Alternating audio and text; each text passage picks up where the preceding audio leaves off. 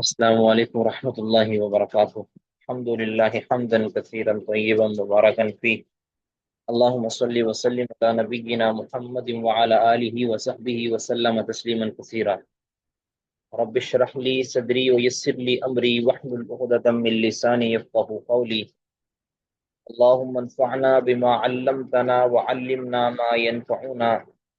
وزدنا علما. سورة الحاقة. حاقہ قیامت کے ناموں میں سے ایک نام ہے۔ قیامت کے کئی ایک نام ہیں، 25-30 نام تو ہم نے جگہ پہ لکھے ہیں۔ ان میں سے ایک الحاقہ ہے، القاریہ ہے، ٹھیک ہے۔ تو یہ قیامت کے ناموں میں سے ہے۔ اس کا معنی ہے، حاقہ کا معنی ہے حق ہونے والی، حق، حق کا یحیقو ہوتا ہے نا، تو اس کا معنی ہوتا ہے کسی چیز کا ثابت ہو جانا، برحق ہو جانا، اور واجب ہو جانا۔ کیونکہ یہ قیامت یہ ثابت ہو کر رہنے والی ہے، یہ وقوع پذیر ہو کر رہنے والی ہے، تو اس کا نام الحاقہ ہے، ٹھیک ہے۔ یعنی جو چیز ہو کر رہے، ثابت ہو جائے، لازمی ہو، اس کو کہتے ہیں ہونے والی، تو الحاقہ کہتے ہیں۔ تو قیامت کا نام ہی الحاقہ پڑ گیا ہے، ٹھیک ہے۔ تو اللہ تعالیٰ نے یہ اس صورت کے اندر قیامت کے وقوع پذیر ہونے اور قیامت کے بعد جو نیک اور بد لوگ ہوں گے ان کے انجام کے متعلق اس صورت کے اندر اللہ نے بتایا ہے۔ بلا تمہید ہم پڑھتے ہیں انشاءاللہ۔ بسم اللہ الرحمن الرحیم۔ الحاقہ، کہ الحاقہ ثابت ہونے والی، ملحاقہ کیا ہے ثابت ہونے والی، یعنی یہ سوالیہ انداز میں اللہ تعالیٰ، یہ بھی ایک اسلوب ہے بلاغت کا کہ سوالیہ انداز میں کسی اہم چیز کا ذکر کیا جائے، کہ پتہ ہے کہ وہ فلاں چیز کیا ہے، یعنی پھر توجہ انسان کی مبذول ہوتی ہے کہ واقعی کوئی اہم چیز ہے، تو پھر بندہ توجہ کرتا ہے۔ وما ادراک ما الحاقہ، اور آپ کو کس نے معلوم کروایا کہ حاقہ کیا ہے، یعنی ثابت ہونے والی کیا ہے، ٹھیک ہے۔ یاد رکھیں کہ ایک اصول ہے کہ جہاں بھی قرآن پاک کے اندر ادراکا یعنی ماضی کے سیغے کے ساتھ آیا ہے نا، وما ادراکا، اس کے متعلق اللہ رب العزت نے بتا دیا ہوتا ہے۔ وما ادراکا جہاں پہ آیا ہے اس کے بعد اللہ تعالیٰ نے اس کی خبر دے دی ہوتی ہے، یعنی کافی حد تک اس کی خبر دے دی ہوتی ہے۔ لیکن یہاں پہ اللہ تعالیٰ نے یدری کا لفظ بولا ہے، یعنی مضارع کے لفظ کے ساتھ اس کی خبر اللہ تعالیٰ نے نہیں دی ہے، جس طرح وما ادراکا ما لیلۃ القدر، ما ادراکا ما لیلۃ القدر، آگے اللہ تعالیٰ نے بتا دیا کہ لیلۃ القدر خیر من الف شہر۔ اور یہاں بھی وما ادراکا ما الحاقہ، آپ کو اس چیز نے معلوم کروایا کہ حاقہ کیا ہے، یا اس کا معنی کہ آپ کو کیا معلوم کہ حاقہ کیا ہے، تو اس کا پھر اللہ تعالیٰ نے بتا دیا کہ یہ حاقہ سے مراد کیا ہے، قیامت ہے۔ کذبت ثمود وعاد بالقاریہ، یہ اشارہ دیا کہ اس طرح وما یدریک لعل الساعة تکون قریبا، یہاں پہ وما یدریک آپ کو کس نے معلوم کروایا ہے، یا آپ کو کیسے معلوم ہوا، یا آپ کو معلوم نہیں ہے، وما یدریک اور آپ کو معلوم نہیں ہے کہ لعل الساعة تکون قریبا، کہ قیامت قریب ہو، یعنی قیامت کا قریب ہونا اور قیامت کا ایگزیکٹ وقت اللہ تعالیٰ نے آپ کو نہیں بتایا۔ تو ادراکا اور یدریکا یہ قرآن پاک کے اندر جو استعمال ہوا ہے، یہ اس میں ایک نقطہ یہ ہے۔ بہرحال وما ادراک ما الحاقہ، اور آپ کو کس چیز نے معلوم کروایا کہ یہ جو کہ ثابت ہونے والی یہ کیا ہے۔ کذبت ثمود وعاد بالقاریہ، اللہ تعالیٰ نے اب مشرکین مکہ کو ان کی بدعقیدگی کو سمجھانے کے لیے یہ بتایا کہ تم سے پہلے لوگوں نے بھی اس کو جھٹلایا تھا، جس کا انجام پھر اللہ نے بتا دیا کہ تمہارے جھٹلانے سے بھی کچھ نہیں ہوگا، اور اس کا تمہارا انجام برا ہی ہونے والا ہے، تمہارے असलाफ की तरह। कज़्ज़ब समूद, समूदियों ने जुटलाया था, व आदुन और आदियों ने जुटलाया था, बिलकारिया खटकने वाली को, यानी खड़ा करने वाली को, खटकाने वाली को, यानी खटखटाने वाली क़यामत को कहा है ना कि वो चूंकि अलकारिया कारा से है ना, खटखटाना, दरवाजे को खटखटाना, यानी बहुत जोर से खटखटाना। तो जिस तरह बहुत जोर से कोई दरवाजा खटखटाता है तो सारे सहम जाते हैं कि पता नहीं बाहर कौन आया है या क्या हो गया है। तो इसी से क्यामत है, जब क्यामत आएगी, खटखटाएगी लोगों के सीनों को, दिलों को, लोगों को के ऊपर तारी होगी, लोग घबरा जाएंगे कि हो क्या गया है। यानी इस कदर वो जोरदार होगी कि लोगों को, के दिलों को खटखटा के रख देगी, लोगों के दिमागों को खटखटा के रख देगी। तो उन्होंने झुटलाया खटखटाने वाली को, यानी क्यामत को झुटलाया। अब उनका दुनिया में अंजाम क्या हुआ? फअम्मा समूद, रहे समूद तो फउहलिकू बित्तागिया, तो उनको हलाक कर दिया गया, बित्तागिया, तागिया के जरिए। अब तागिया क्या चीज़ है? तागिया का लफ्जी माना तो है हद से गुजरने वाली चीज़, हद से गुजरने वाली के साथ उनको हलाक कर दिया गया। अब हद से गुजरने वाली, अब इसका क्योंकि ये सिफत है, अब इसका मौसूफ क्या होगा? कौन सी चीज़ हद से गुजरने वाली? तो वो है आवाज़, चीख। तो कुरान पाक के अंदर ही मुख्तलिफ मकामात पर इस तागिया की जो है वो तफसीर की गई है। कभी कहीं कहीं की गई है और रजफा, रजफा के साथ की गई है, यानी इसको जलजला कह लें या कपकपा कह लें, कपकपी कह लें। और असैहा, चीख के साथ भी की गई है। और अस्साइका, इसके साथ भी की गई है। साइका यानी बिजली की कड़क, इसके साथ भी की गई है। तो ये तीनों चीजें बैक वक्त उनको जो है ना लाहिक हुई। कुरान पाक ने एक जगह पे कहा कि समुदियों को हमने हलाक किया रजफा के जरिए, यानी जलजले वगैरह से, यानी और सैहा, चीख के जरिए। और तीसरा क्या है? सायका, कड़क के जरिए। तो अब ये आवाज़ें, तीनों आवाज़ें थीं, या तीनों का लर्जा, चीज़ों की वजह से लर्जा तारी हुआ था और जलजला की कैफियत बनी थी। तो ये हद से तजावज़ कर चुकी थी, यानी ये जलजला या ये कपकपाहट,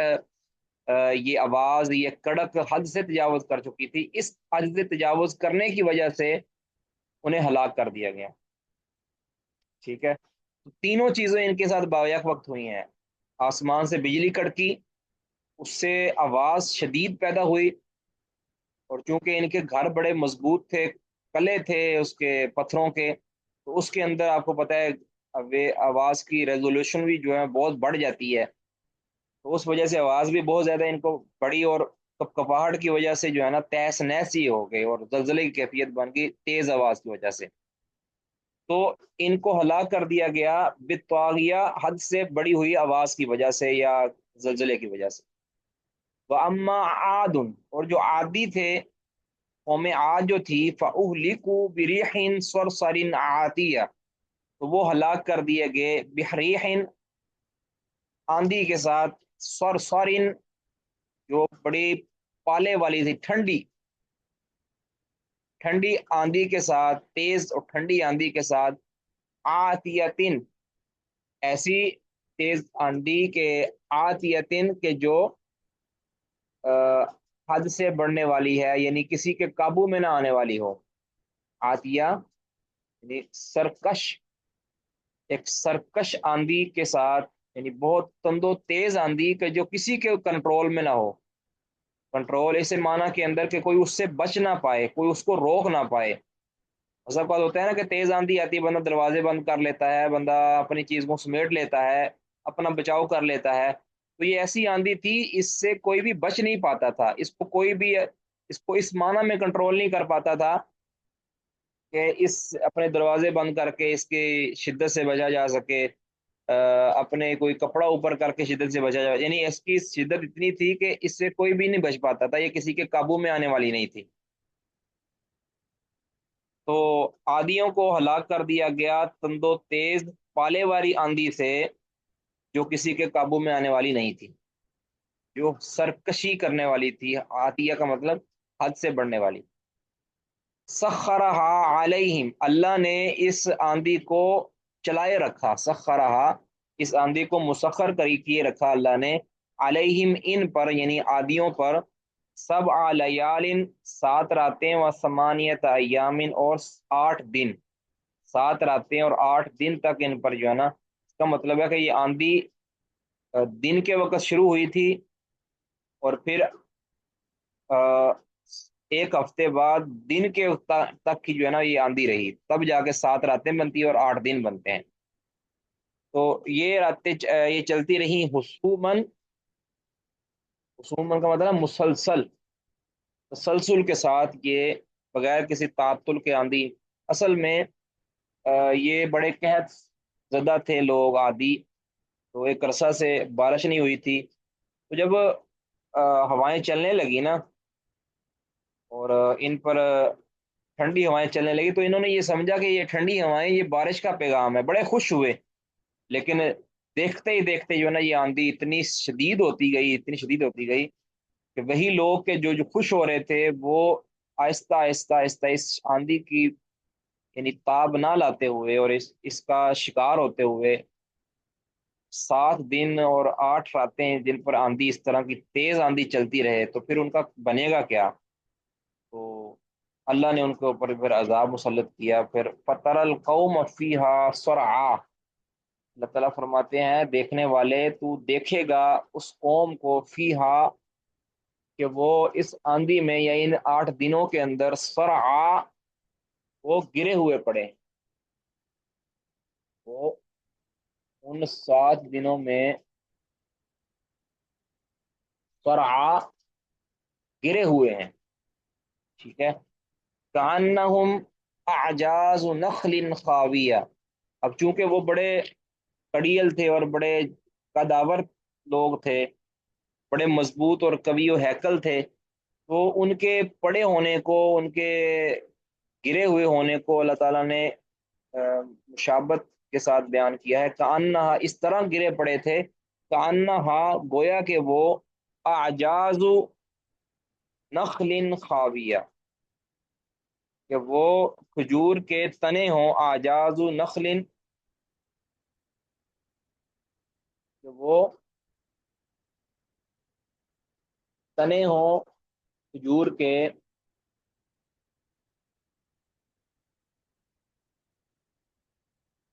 خاویتن، خاویہ، سوری، گرے ہوئی، وہ گری ہوئی کھجور کے تنے ہوں، ٹھیک ہے۔ تو آجاز وجوز سے ہے نا، کہ یعنی کسی چیز کا جو یعنی آخری حصہ ہوتا ہے نا، جو آخری حصہ، کیونکہ وجوز بھی آپ جانتے ہیں کہ کہتے ہیں اس کو، اڑیا کو کہتے ہیں، وہ بھی اپنی زندگی کے آخری سانسیں لے رہی ہوتی ہے، تو اسی لیے اس کو بھی آجاز قرار دیا گیا ہے کہ جو کسی چیز کا آخری حصہ ہوتا ہے۔ تو تنا مراد ہے کھجور کا، جو تنے ہیں جس طرح وہ پڑے ہوتے ہیں نا، تو اس طرح وہ گرے پڑے تھے، یعنی وہ مرے ہوئے تھے، ہلاک ہوئے ہوئے تھے، اور ان کے قد اتنے بڑے تھے کہ وہ تنا، تنوں کی طرح وہ پڑے تھے، کھجوروں کی طرح پڑے۔ فَهَلْ تَرَى لَهُم مِّن بَاقِیَةٍ، اے دیکھنے والے کیا تم نے دیکھا ہے ان میں سے کسی کو کہ من باقیہ، کہ اس کا کوئی نام و نشان ہو، کہ ان میں سے کسی چیز، کسی کو تو نے باقی رہنے والا دیکھا؟ اللہ اکبر۔ وجاء فرعون وما قبله والمؤتفكات بالخاطئة، اور آیا فرعون، ومن قبلہ، اور اس سے پہلے لوگ،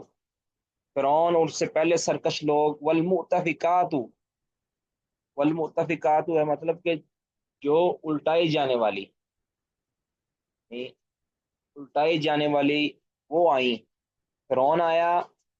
اور ان سے پہلے لوگ آئے، اور الٹائی جانے والی، اب الٹائی جانے والی کیا، کہ یہ تو ہے والمؤتفکات والمؤتفکاتان والمؤتفکات، یعنی یہ جمع مونس کا صیغہ ہے، مونس کا صیغہ ہے، تو یہ الٹائی جانے والی چیزیں کون سی ہیں، یعنی بستیاں، وہ الٹائی جانے والی بستیاں، تو مراد قوم لوط ہے، یعنی جو لوتی قوم ہے وہ مراد ہے کہ ان کی اللہ تعالیٰ نے بستیوں کی بستیاں لٹا دی تھی، بالخاطئہ، گناہ کی وجہ سے یا نافرمانی کی وجہ سے۔ تو ان کا گناہ کیا تھا؟ شرک تھا، اور ان کے اندر کئی اخلاقی بیماریاں بھی تھی، اور فرعون کے اندر، فرعون کے سے پہلے لوگوں کے اندر بہت سی بیماریاں تھیں، ان میں سے سر فہرست جو ہے نا کفر اور شرک تھا۔ تو یہ آئے فرعون اور اس کے یہ سارے آئے بالخاطئتی، گناہ کے ساتھ، یعنی گناہ کا ارتکاب انہوں نے کیا۔ اس کا مطلب ہے کہ شرک وغیرہ پر بھی خطا کا لفظ بولا جا سکتا ہے، یا خاطیہ کا لفظ بولا جا سکتا ہے۔ تو فعصوا رسول ربهم، تو انہوں نے نافرمانی کی اپنے رب کے، ان کے رب کے رسول کی۔ فاخذهم، تو ان کو پکڑ لیا اللہ نے، اللہ نے ان کو پکڑ لیا، اخذت الرابعہ، اخذتاً پکڑنے میں، پکڑنا، رابعتاً سخت، اللہ نے ان کو سخت پکڑ کے ساتھ پکڑ لیا۔ رابعہ ہوتا ہے ویسے تو کسی چیز کا زائد حصہ، یعنی یہ ایسی پکڑ تھی کہ جو پکڑ ان کے بچاؤ سے بھی زیادہ تھی۔ بسا اوقات ایک پکڑ ہوتی ہے نا کہ جس سے کوئی چیز باقی بچ جاتی ہے، ٹھیک ہے، زلزلہ کوئی اس طرح کا آیا کہ کچھ لوگ مارے گئے، کچھ لوگ بچ گئے، ٹھیک ہے، تو وہ زلزلہ تھا کہ کسی، یعنی کچھ لوگ اس سے بچ چکے تھے، لیکن بسوں کا زلزلہ ایسا آتا ہے، اتنا زلزلہ آیا کہ، ایک مثال دے رہا ہوں، ایسا زلزلہ آیا کہ اس سے کوئی بھی نہیں بچا، ہے نا، ایک جہاز کریش ہوا، اس سے کچھ لوگ بچ گئے، تو وہ تباہی جو ہے وہ رابعہ نہیں ہے، کیونکہ اس سے کچھ بچ گئے ہیں، لیکن یعنی تباہی اتنی زیادہ نہیں تھی کہ ہر ایک کو اپنے لپیٹ میں لے لے، اس سے کچھ بچ گئے۔ اور بس اوقات حادثہ ایسا ہوتا ہے کہ جس سے بچنے کی کوئی، یعنی صورت ہی نہیں ہوتی، کہ ایسا کریش ہوا جہاز، کوئی بھی نہیں بچا، تو وہ جو کریش تھا، جو تباہی تھی، وہ ان کے بچنے سے زائد کی تھی۔ اس طرح گاڑی کا حادثہ ہوا، تو حادثہ ایسا ہوتا ہے کہ چند افراد زخمی، چند مارے گئے، کچھ بچ گئے، اور بسوں کا حادثہ ایسا ہوتا ہے کہ کوئی بھی نہیں بچتا۔ تو ان کو جو عذاب اللہ نے پکڑ ان کے ساتھ کی ہے کہ ایسی پکڑ تھی جو زائد سی، یعنی ان کی بچنے سے بھی زائد تھی، گویا کہ وہ حد سے بڑی ہوئی جو اللہ کی جو ہے نا وہ پکڑ تھی۔ تو یہ اللہ تعالیٰ کا فیصلہ ہے کہ اللہ تعالیٰ، ان اللہ لا یملی للظالم حتی اذا اخذہ لم یفلتہ، اللہ تعالیٰ فرماتے ہیں، رسول اللہ صلی اللہ علیہ وسلم فرماتے ہیں، صحیح بخاری یا صحیح مسلم کی حدیث ہے غالباً، یعنی بخاری یا مسلم میں سے کسی حدیث کی کتاب میں ہے کہ ان اللہ لا یملی للظالم، اللہ تعالیٰ ظالم کو مہلت دیتا رہتا ہے، دیتا رہتا ہے، حتی اذا اخذہ لم یفلتہ، لیکن جب اس کو پکڑتا ہے تو پھر اس کو بالکل چھوڑتا نہیں ہے، کسی کام کا نہیں چھوڑتا، اس پر پھر اپنے عذاب کی اللہ تعالیٰ انتہا کر دیتا ہے۔ بہرحال اللہ تعالیٰ نے ان کو پکڑا سخت پکڑ کے ساتھ۔ ان لما طغى الماء، پھر اللہ تعالیٰ نے اب یہ فرعون اور وغیرہ کا قصہ ختم کرنے کے بعد، یعنی اللہ تعالیٰ اشارے دے رہا ہے قوم قریش کو، مشرکین مکہ کو، کہ یہ دیکھ لو، یہ بھی اللہ کے منکر تھے، اللہ کے دین کے منکر تھے، اللہ کے رسولوں کے منکر تھے، ان کا انجام دنیا میں کیا ہوا، اور تم بھی اپنے انجام سے باخبر رہو، اور اس سے بالکل غیر محفوظ نہ ہو جو، بے خوف و خطر نہ ہو، بلکہ تم پر کو بھی یہ عذاب آ سکتا ہے۔ بہرحال انا لما طغى الماء حملناكم في الجاریہ، یہ نوح علیہ الصلوۃ والسلام کا اللہ تعالیٰ نے واقعہ بیان کیا ہے کہ انا لما طغى الماء، کہ بے شک ہم نے ہی، لما جب، طغى الماء پانی حد سے گزر گیا، اس سیلاب آیا اور پانی بہت بڑھنے لگا، تو ہم نے ہی حملناکم تمہیں سوار کیا تھا، فی الجاریہ کشتی میں، اتنی بڑی کشتی اللہ نے تیار کروائی، جب پانی پھوٹا اور پانی بڑھا اور ہر طرف جو ہے نا وہ پانی پانی ہو گیا، تو پھر اب بچاؤ کی کوئی صورت نہیں تھی سوائے اس کشتی کے، تو اللہ تعالیٰ فرماتے ہیں ہم نے ہی تمہیں سوار کیا۔ اب سوال یہ پیدا ہوتا ہے کہ ہم نے سوار کیا، تو اللہ تعالیٰ تو مخاطب ہو رہا ہے مشرکین مکہ کو، ان کو کب سوار کیا؟ یہ تو ان سے پہلے عذاب آیا تھا، صدیوں پہلے، یا ہزاروں سال پہلے ان پر عذاب آیا تھا، تو یہ انہیں سوار کرنے کا کیا مقصد ہے؟ مطلب یہ ہے کہ چونکہ تم بھی انہی کی اولاد ہو، یعنی تم ان کے اپنے باپوں کی پشت میں تھے جو ان سے بچ گئے تھے، یعنی جن لوگوں کو اللہ تعالیٰ نے کشتی میں سوار کیا تھا ان سے پھر آگے نسل بڑھی ہے، اسی لیے آدم علیہ السلام، نوح علیہ السلاۃ والسلام کو آدم ثانی کہا جاتا ہے کہ ان سے بنی نو انسانیت کی نسل بڑھی ہے، کہ چند وہ افراد جو کشتی میں سوار ہوئے تھے اللہ نے ان کو بچایا، باقی سب کو ہلاک کر دیا، پھر ان سے آگے اللہ تعالیٰ نے نسل نو انسانی کو چلایا ہے۔ تو اب چونکہ ان کی پشتوں، ان کی نسلوں کے اندر پھر یہ مشرکین مکہ آئے ہیں، تو اللہ تعالیٰ فرما رہے کہ ہم نے تمہیں سوار کیا، گویا تمہارے بزرگوں کو جو اس کشتی میں بچ گئے تھے ان کو سوار کیا، تو گویا تمہیں سوار کیا، تو تم اس نعمت کا ہی جو ہے نا وہ پاس کر لو، اس کی شکر گزاری کر لو کہ ہم نے تمہیں جب پانی حد سے بڑھ گیا تمہیں ہم نے کشتی میں سوار کیا تھا۔ لِنَجْعَلَهَا، اب یہ سارا عذاب یا یہ کشتی کا جو نظام ہے ہم نے یہ سارا اس لیے بنایا، لِنَجْعَلَهَا، تاکہ ہم بنا دیں اس کو، لکم، تمہارے لیے، تذکرتاً، یاد دہانی، کیا یہ ہم نے اس لیے کشتی بنائی ہے، کشتی والا یہ عذاب ان پر، تاکہ ہم تمہارے لیے اسے تذکرہ بنا دیں، تمہارے سب انسانوں کے لیے تذکرہ بنا دیں، یاد دہانی بنا دیں۔ وَتَعِيَّهَا، اور تاکہ یاد کر لیں، تعیہ وعا یہی سے ہے نا، محفوظ کر لیں، تاکہ محفوظ کر لیں ہا اس واقعہ کو، اذن واعیہ، وہ کان کے جو محفوظ کرنے والے ہیں، یعنی محفوظ کرنے والے، غور و فکر کرنے والے، یاد رکھنے والے جو کان ہیں، مراد انسان ہی ہے، تو وہ اسے محفوظ کر لیں۔ ٹھیک ہے، تو یہ اللہ تعالیٰ نے قوموں کا واقعہ کی طرف اشارہ کر کے قوم سمود کا ذکر کر دیا، قوم عاد کا ذکر کر دیا، فرعون کا ذکر کر دیا،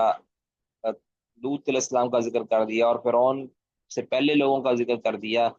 اور نوح علیہ السلاۃ والسلام کا ذکر کر دیا۔ یہ 5-6 قوموں کا اللہ تعالیٰ نے تذکرہ کرنے کے بعد اللہ تعالیٰ نے مسئلہ یہ سمجھایا ہے کہ یہ بھی منکر تھے اللہ تعالیٰ کے عذاب کے، تو ان کے ساتھ یہ ہوا ہے، تم بھی باز آ جاؤ۔ اور پھر ان کے انکار اور ان کے عذاب کی وجہ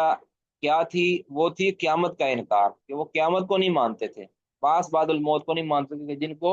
مشرکین مکہ بھی نہیں مانتے۔ تو اب اللہ تعالیٰ نے ان دنیا کی عذابوں کو سمجھانے کے بعد پھر اللہ تعالیٰ لوٹا ہے دوبارہ الحاقہ کی طرف، یعنی اس قیامت کی ذکر کی طرف، اور فرمایا ہے فَإِذَا نُفِخَ فِي الصُّورِ نَفْخَةٌ وَاحِدَةٌ، کہ جب سور میں پہلا نفخہ پھونکا جائے گا، ایک نفخہ سور میں پھونکا جائے گا، تو حضرت اسرافیل علیہ الصلوۃ والسلام لے کر کھڑے ہیں، وہ پھونکیں گے، اس سے آواز پیدا ہوگی، اور قیامت، یہ پہلا نفخے کی بات ہو رہی ہے، پہلے نفخے کی، کہ جب قیامت برپا ہوگی، ٹھیک ہے، جب یعنی سارے مارے جائیں گے اور قیامت کے آثار طلوع ہوں گے، اس کے بعد دوبارہ پھر جو نفخہ، اس سے لوگ پھر دوبارہ زندہ ہوں گے، اور وہ قیامت کا دن ہوگا۔ ایک ہے قیامت کا برپا ہونا، اور ایک ہے قیامت کا جب فصل القضاء ہوگی اور لوگوں کے فیصلے ہوں گے، آخرت کا دن جس کو کہتے ہیں۔ ایک ہے قیامت کا وقوع، اور ایک ہے آخرت کا دن، قیامت کے واقعہ ہونے کے بعد جو پھر دن ہوگا، وہ اس کے اوپر قیامت کا لفظ بھی بول دیا جاتا ہے، یوم القیامہ بھی اس کو کہہ دیا جاتا ہے، اور اس کو یوم الآخرت بھی کہہ دیا جاتا ہے، یعنی ایک قیامت ہے اور قیامت کے بعد آخرت ہے، اس سے پہلے آخرت شروع نہیں ہوتی ہے۔ بہرحال نفقہ اولا، پہلے نفقہ، یہ گویا قیامت کا وقوع ہے۔ تو اللہ تعالیٰ فرماتے ہیں فَإِذَا نُفِخَ فِي الصُّورِ، کہ جب سور میں پھونکا جائے گا، نفقۃ واحدہ، ایک نفقہ، وَحُمِلَتِ الْأَرْضُ وَالْجِبَالُ، اور اٹھایا جائے گا زمین کو، والجبال، اور پہاڑوں کو، زمین کو اٹھایا جائے گا اور پہاڑوں کو اٹھایا جائے گا، فَدُكَّتَا دَكَّةً وَاحِدَةً، اور ان کو مارا جائے گا، یعنی باہم مارا جائے گا، دَكَّةً واحدہ، ایک ہی بار مارنا، ٹھیک ہے، یعنی ان کو آپس میں جب کسی چیز کو ملانا ہو، کسی چیز کے یعنی نشان کو مٹانا، تو اس کو آپس میں مارا جاتا ہے تاکہ وہ دونوں ریزہ ریزہ ہو جائیں، تو زمینوں اور پہاڑوں کو آپس میں مارا جائے گا، ان میں جو تمیز ہے وہ ختم کر دیا جائے گا، ریزہ ریزہ ہو جائیں گے پہاڑ، بالکل وہ بٹی بن جائیں گے، چٹیل میدان۔ اور اس پہاڑوں کے متعلق کئی ایک اللہ تعالیٰ نے تعبیرات کبھی ہے کہ وہ اڑ رہے ہوں گے پہاڑ، تو گویا وہ ریزہ ریزہ ہو کر اس طرح اڑیں گے، گویا وہ ایک ریت اور مٹی ہوں یا چھٹی چھنی ہوئی روئی ہوں، وہ جس طرح اڑ رہی ہوتی ہے پہاڑ اس طرح اڑ رہے ہوں گے ریزہ ریزہ ہو کر، تو گویا وہ مٹی کے اندر مٹی بن جائیں گے۔ فَيَوْمَئِذٍ وَقَعَتِ الْوَاقِعَةُ، اسی روز واقعہ ہونے والی واقعہ ہوگی یعنی قیامت۔ وَانشَقَّتِ السَّمَاءُ، اور آسمان وہ پھٹ جائے گا، یہاں حالانکہ ابھی اس آسمان کے اندر کوئی شگاف نہیں ہے، اللہ تعالیٰ نے بار بار یہ فرمایا ہے نا کہ تم آسمان کی طرف دیکھو، کیا اس میں کوئی فطور یعنی اس میں کوئی شگاف تمہیں نظر آتا ہے؟ پھر دیکھو، ٹھیک ہے، جس طرح صورت ملک کے اندر ہم نے پڑھا ہے، ابھی تو اس میں کوئی شگاف نہیں، لیکن قیامت کے دن اتنا ہولناک ہوگا، اتنا ہولناک ہوگا کہ وانشقت السماء، کہ آسمان پھٹ جائے گا، فہی یومئذ واہیہ، اور وہ اس دن بہت کمزور ہوگا، فہیا اور یہ آسمان یوم دن اس روز واہیتن بہت زیادہ کمزور ہو چکا ہوگا، یعنی اس میں شگاف پڑ جائیں گے، اس میں کمزوری آ جائے گی، جس کی مضبوطی کی اللہ رب العزت نے مثالیں دی ہیں، وہ بھی اس قیامت کی ہولناکی کی وجہ سے اتنے مضبوط ہونے کے باوجود کمزور ہو چکا ہوگا۔ والملک علی ارجائها، اور فرشتے اس کے کناروں پر ہوں گے، یعنی آسمان میں جو کہ شگاف زدہ ہو جائے گا تو اس کے کناروں پر فرشتے ہوں گے۔ وَيَحْمِلُ عَرْشَ رَبِّكَ، اور آپ کے رب کے عرش کو اٹھائے ہوئے ہوں گے، فوقہم اپنے اوپر، یومئذ اس دن ثمانیت آٹھ فرشتے، آٹھ فرشتے اللہ کے عرش کو اٹھائے ہوں گے، یاد رکھیں یہ اللہ کو اٹھائے ہوئے نہیں ہوں گے، اللہ کے عرش کو اٹھائے ہوئے ہوں گے، کہ اللہ تعالیٰ اپنے عرش کے اوپر ہے، عرش کے اوپر، اوپر نہیں ہے، عرش سے اوپر ہے، عرش کے اوپر اللہ تعالیٰ کسی کیفیت کے اندر نہیں ہے جسے ہم بیان کر سکیں، یعنی عرش کے ساتھ ملا ہوا نہیں ہے کہ جس کو وہ اٹھائیں گے، عرش سے اللہ تعالیٰ بلند ہے، کتنا بلند ہے اس کا ہمیں کوئی نہیں علم دیا گیا، ٹھیک ہے، عرش بھی اللہ کی مخلوق ہے، اور عرش اللہ کا محتاج ہے، اللہ عرش کا محتاج نہیں ہے، یہ ہمارا عقیدہ ہے۔ تو عرش رحمان کو جو ہے نا وہ اٹھائے ہوئے ہوں گے آٹھ فرشتے، یومئذ اس روز، تعرضون تمہیں پیش کیا جائے گا، اس روز تمہیں انسانوں کو کہا جا رہا ہے اس دن تمہیں پیش کیا جائے گا، لا تخفا منکم خافیہ، نہیں چھپ سکے گی تم میں سے، یعنی تمہاری خافیتن کوئی چیز چھپنے والی، تمہاری تمہارے اندر سے کوئی بھی چھپنے والی چیز چھپے گی نہیں، بلکہ ہر چیز گناہ نیکی کچھ بھی ہے سب کچھ سامنے کر دیا جائے گا، یعنی کوئی بھی چیز رہے گی نہیں، ٹھیک ہے۔ فاما من، اب حساب کا شروع ہو گیا دن، حساب کتاب شروع ہو رہا ہے، تو فاما اب چونکہ حساب مسلمان اور کافر کے درمیان سب کے درمیان ہوگا، تو سب کا حساب کتاب مختلف ہوگا۔ فاما من اوتی کتابہ بیمینہ، حساب ہونے کے بعد، قیامت پوری ہونے کے بعد، سارا کچھ ہونے کے بعد جب فیصلے ہو چکے ہوں گے نا، تو فاما من اوتی کتابہ بیمینہ، رہا وہ آدمی کے جسے کتاب دی جائے گی، اس کی لکھت دی جائے گی، بیمینہ ہی دائیں ہاتھ میں، تو فیقول، تو اب یہ علامت ہوگی دائیں ہاتھ میں دینے کی کہ اب یہ بندہ بخش دیا گیا ہے اور یہ جنت کی طرف چلا جائے گا۔ فیقول، تو وہ کہے گا خوشی کے مارے، وہ کیا کہے گا، ہا امقرؤ، آؤ، ہا امقرؤ، یعنی آؤ، لوگوں کو کہے گا، آؤ اقرؤ کتابیہ، کہ یہ دیکھو میری تحریر پڑھو، میری کتاب پڑھو، میری اعمال نامہ پڑھو، ٹھیک ہے، یہ دیکھو میرا اعمال نامہ پڑھو، انی ظننت انی ملاق حسابیہ، بے شک میں یقین کرتا تھا، زن یہاں مراد یقین کے معنی میں ہے، یعنی زن غالب، بے شک میں یقین کرتا تھا کہ انی ملاق حسابیہ، میرا یعنی یقین تھا، ایمان تھا کہ میں ملنے والا ہوں حسابیہ، اپنے حساب کو، یعنی میں جانتا تھا، مجھے اللہ نے بتایا تھا اللہ کے رسول کے ذریعے کہ حساب ہوگا تو مجھے اپنا حساب دینا ہوگا، تو مجھے اپنا نیکیوں کا اعمال کا جزا ملنے والی ہے، تو یہ مجھے یقین تھا، تو یہ دیکھو پھر میرا اعمال نامہ، میری جزا نامہ، اللہ تعالیٰ فرمائے فہو فی عیشۃ راضیہ، اور وہ فی عیشۃ زندگی میں ہوگا، راضیہ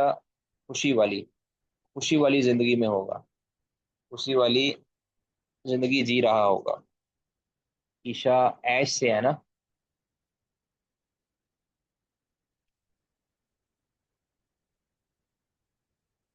اللہ، اللہم صل علی فی جنت عالیہ، بلند و بالا جنت کے اندر، یہ زندگی کس کہاں ہوگی؟ فی جنت عالیہ، بلند و بالا جنت کے اندر، قطوفہا دانیہ، اس کے میوے، یعنی اس جنت اس باغ کے میوے، قطوفہا اس کے میوے، دانیتن قریب ہوں گے، مطلب کہ اتنے پھلدار ہوں گے اور جھکے ہوئے ہوں گے کہ اس کو بآسانی بندہ توڑ سکتا ہے، وہ دور نہیں ہوں گے انسان سے، جنتی سے دور نہیں ہوں گے بلکہ قریب ہوں گے، اس کے پاس ہوں گے، وہ جیسے چاہے گا اس کو توڑ سکے گا، تو وہ بھرے ہوئے ہوں گے اور اس کے خوش جو ہے نا لمک رہے ہوں گے، لٹک رہے ہوں گے، تو قطوف ہادانیہ اس کے میوے، اس کے گچھے وہ قریب ہوں گے، کلو وشربو، اور کہا جائے گا ان کو کہ کھاؤ، وشربو اور پیو، ہنی ام بما اسلفتم فی الایام الخالیہ، خوشی خوشی، ہنی ان، خوشی خوشی تم کھاؤ پیو، مزے کے ساتھ، ہنی ان یعنی بغیر کسی تردد اور تکلف کے کھاؤ، بما اسلفتم، بدلے اس کے کہ جو تم نے گزارا، جو تم نے گزارا فی الایام الخالیہ، گزشتہ دنوں کے اندر، یعنی دنیا کے اندر جو تم نے وقت گزارا، جو اعمال کیے اس کے بدلے تم کھاؤ پیو، آج موج کرو، تو یہ دلیل ہے کہ اب یہاں پہ اللہ تعالیٰ نے بتایا ہے کہ تمہارے اعمال کی وجہ سے، تمہارے اعمال کی وجہ سے تمہیں یہ دنیا آخرت میں کھانا پینا دیا جا رہا ہے اور جنت کی نعمتیں دی جا رہی ہیں۔ تو دوسری حدیث میں ہے کہ اللہ کے رسول نے فرمایا کہ کوئی شخص بھی جنت میں داخل نہیں ہوگا جب تک کہ اللہ تعالیٰ اپنی رحمت کے سے اس کو ڈھانپ نہیں لے گا۔ تو نتیجہ یہ ہے کہ پہلے بھی شاید عرض کیا کہ اللہ، سب نے جنت میں جانا اللہ کی رحمت سے ہی ہے، لیکن اللہ کی رحمت اس کو نصیب ہوگی کہ جنہوں نے نیک عمل کیے ہوں گے، ایمان لایا ہوگا، تو اللہ کی جو رحمت ہے اس کو اس کا استحقاق ملے گا کہ جو دنیا میں نیک عمل کرتا ہو، تو جس وجہ سے اللہ کی رحمت ملے گی اس وجہ کی طرف اس عمل کو منسوب کر دیا، ٹھیک ہے، کبھی اللہ کی رحمت کی طرف کر دیا کہ جو اصل وجہ ہوگی، اور کبھی اللہ کی رحمت کی وجہ بننے والے جو اعمال ہیں اس کا ذکر کر دیا، تو گویا اللہ کی رحمت کیونکہ ملے گی اعمال کی وجہ سے، تو جنت کو ملنے کو اعمال کے ساتھ مشروط کر دیا، ٹھیک ہے، وہ اب اس کے اپوزٹ جو کافر ہوں گے، منافق ہوں گے، وہ اما من اوتی کتابہ بشمالی، اور رہے وہ لوگ کہ جن کو دیا گیا اس کا مال نامہ بشمالی ہی، بائیں ہاتھ میں، فیقول، تو وہ کہے گا، یا لیتنی، ہائے کاش، افسوس کرتے ہوئے، لم اوت کتابیہ، مجھے یہ اعمال نامہ دیا ہی نہ جاتا، اس قدر افسردہ ہوگا کہ مجھے کہتا ہے یہ اعمال نامہ، گویا اس اعمال نامہ نہ دیے جانے کا مطلب یہ ہے کہ قیامت کا دن ہوتا ہی نہ، آج میرا یہ چٹھا جو ہے نا کھلتا ہی نہ، ٹھیک ہے، ولم ادری ما حساب، مجھے پتہ ہی نہ چلتا کہ میرا حساب کتاب کیا ہے، ٹھیک ہے، ولم ادری، اور میں نہ جان پاتا کہ ما حسابیہ، میرا حساب کتاب کیا ہے، یا لیتا، ہائے کاش یہ ہوتی، یہ ہاں سے مراد یہ موت جو میری ہوئی ہے یہ ہو جاتی، کانت القاضیہ، یہی ہو جاتی قاضیہ، فیصلہ کرنے والی، مطلب یہ موت میرے لیے آخری موت ہوتی اور میں کبھی بھی زندہ نہ ہوتا، اور یہ میرے لیے فیصلہ کن ہو جاتی اور میں مر کے ختم ہو جاتا، ما اغنا، اب یہ اعتراف کرے گا، ما اغنا انی مالیہ، نہیں بچا پایا مجھے مالیہ، میرا بال، یعنی نہیں بے نیاز کر سکا، نہیں مجھے فائدہ دے سکا، انی، میرا، مجھ سے، مالیہ، میرا مال، ہلاک عنی، اور ہلاک ہو گیا، ہلاک عنی سلطانیہ، تباہ ہو گیا میرا، سلطانیہ، میرا سلطان، یعنی میری حکومت یا میرا عہدہ یا میرا غلبہ یا میری طاقت ہے، میرا جاہ و جلال، یہ سب مجھ سے جو ہے نا وہ ہلاک ہو گیا، یعنی جاتا رہا، دنیا میں جو میں پھنے کھاں بنتا تھا وہ سب آج ختم ہو گیا، مال جو میرے پاس تھا وہ سب ختم ہو گیا. کہ یہ دو تین چیزیں ہیں کہ جو انسان کو حق بات قبول کرنے سے روکے رکھتی ہیں. یا تو اس کا مال ہو اور مال اس کے لیے فتنہ بن جاتا ہے، یا اس کی کوئی ایسی طاقت ہو، اس کے پاس ایسا عہدہ ہو، ایسا کوئی یعنی اس کے پاس سلطہ ہو کہ جو اس کو حق بات قبول کرنے سے، اسے محمد صلی اللہ علیہ وسلم کا غلام بنانے سے روکتا ہے. بہرحال یہ دو چیزیں وہ ذکر کرے گا. خذوہ فغلوا، اللہ تعالیٰ فرمائیں گے اسے پکڑ لو اور اس کو توق پہنا دو. ثم الجحیم صلو، پھر اس کو جہیم یعنی بھڑکتی آگ کے اندر ڈال دو. سلو کا مطلب اس کو ڈال دو. ثم فی سلسلۃ، پھر زنجیر کے اندر ذرعھا، کہ جس کی ایسی زنجیر کے جس کی چوڑائی 70 ذراعً، جس کی لمبائی چوڑائی کہہ دی ہے، جس کی لمبائی کتنی ہے؟ 70 ہاتھ ہے. ذرعھا 70 ذراعًا، اس کی چوڑائی 70 ہاتھ ہے. فسلکو، اس میں اس کو پرو دو. فی سلسلتن ثم فی سلسلتن، پھر ایک زنجیر کے اندر اس کو پرو دو کہ جس کی لمبائی 70 ہاتھ ہے، یعنی اتنی لمبی زنجیر ہے، اس کے اندر اس کو پرو دو تو، یا جکڑ دو. جہنم کے اندر اللہ تعالیٰ ہمیں محفوظ رکھے. جہنم کے اندر جہنمیوں کو نہ صرف جہنم میں ڈالا جائے گا بلکہ ان کو باندھ دیا جائے گا اوپر نیچے سے، تاکہ وہ ہل بھی نہ پائیں، تاکہ ان کے عذاب کے اندر اور سختی ہو جائے. انہ کان لا یؤمن باللہ العظیم، یہ وہ بدبخت تھا کہ جو اللہ عظیم پر ایمان نہیں لاتا تھا. ولا یحض علی طعام المسکین، یعنی اللہ کے حقوق بھی ادا نہیں کرتا تھا. ولا یحض علی طعام المسکین، حقوق العباد میں بھی ڈنڈی مارتا تھا، اور نہ یہ ابارتا تھا یہود، نہ یہ ترغیب دیتا تھا علی طعام المسکین، مساکین کو کھانا کھلانے کی. ٹھیک ہے، کھانا مساکین کو کھانا کھلانا مطلب اشارہ ہے مساکین کے اور غرباء کے اور حقوق العباد کی طرف وہ توجہ نہیں دیتا تھا، یعنی دونوں کے اندر زیرو تھا. فلیس لہ اليوم ہاہنا حمیم، اب نہیں ہے اس کے لیے آج کے روز یہاں، ہاہنا یہاں، حمیم کوئی دوست، کوئی اس کا دوست نہیں ہے. ولا طعام، اور نہیں ہے کوئی کھانا، الا من غسلین، مگر غسلین کہتے ہیں دھون ہوتا ہے نا، دھون. ٹھیک ہے، زخموں کا جو دھون ہوتا ہے اس کو کہتے ہیں غسلین. یعنی جب زخم کی پیپ ہوتی ہے اور پیپ کو جب دھویا جاتا ہے تو اس سے جو کچ لہو سا ہوتا ہے نا، وہ ان کا کھانا ہوگا. اس کا مطلب ہے کہ پینے کے اوپر بھی کھانے کا لفظ بول دیا جاتا ہے کہ وہ کچ لہو سا تو پیا جاتا ہے نا، جو دھون اس کا ہوتا ہے نا وہ اس کا کھانا ہوگا، یعنی اس کی خوراک ہوگی. لا یأکلہ الا الخاطئون، اسے تو صرف وہی کھائیں گے کہ جو گناہ گار ہیں. خاطئون، جو گناہ گار ہیں وہی اس کو کھائیں گے. جی، کسی کا کوئی سوال؟ جی. تو یہ انجام اللہ تعالیٰ نے مسلمانوں اور مومنوں کا اور کافروں اور منافقوں کا اللہ تعالیٰ نے واضح کر دیا ہے. اللہ تعالیٰ ہمیں مسلمانوں کی فہرست میں جمع کر دے، اوپر سے ہمیں اللہ تعالیٰ محفوظ رکھے. السلام علیکم وعلیکم السلام ورحمۃ اللہ. جی. شیخ محترم، جو کافر ہیں ان کے لیے بھی میزان قائم کیا جائے گا؟ یہ کچھ کافروں کے لیے میزان قائم ہوگا اور کچھ کے لیے نہیں ہوگا. یہ جو بالکل حد سے تجاوز کر چکے ہیں ان کے لیے اللہ تعالیٰ فرماتے ہیں کہ ہم نے کوئی میزان قائم نہیں کرنا، یعنی ان کے پلے تو کچھ بھی نہیں ہے نا، ذرہ برابر بھی. ٹھیک ہے، تو تو اس وجہ سے یہ میزان جو ان کے لیے قائم نہیں ہوگا نا، یہ یعنی یہ بھی ان کے لیے ایک عذاب ہوگا. یعنی بندہ بسا اوقات کہتا ہے کہ یار میرے پلے تو اتنا بھی کچھ بھی نہیں ہے کہ مجھے کسی کھاتے میں ڈالا جاتا. تو یہ بھی اب ان کو بھی یقین ہوگا کہ یہ جو ہمارے اعمال ہیں یہ تو ہے ہی نہیں، نیکی تو ہمارے پلے ہے ہی نہیں. ہم نے تو ہمیشہ اسلام کو نقصان پہنچانے کی کوشش کی ہے، اسلام کے خلاف عداوت کا اظہار کیا ہے. تو ان کو یقین ہوگا. تو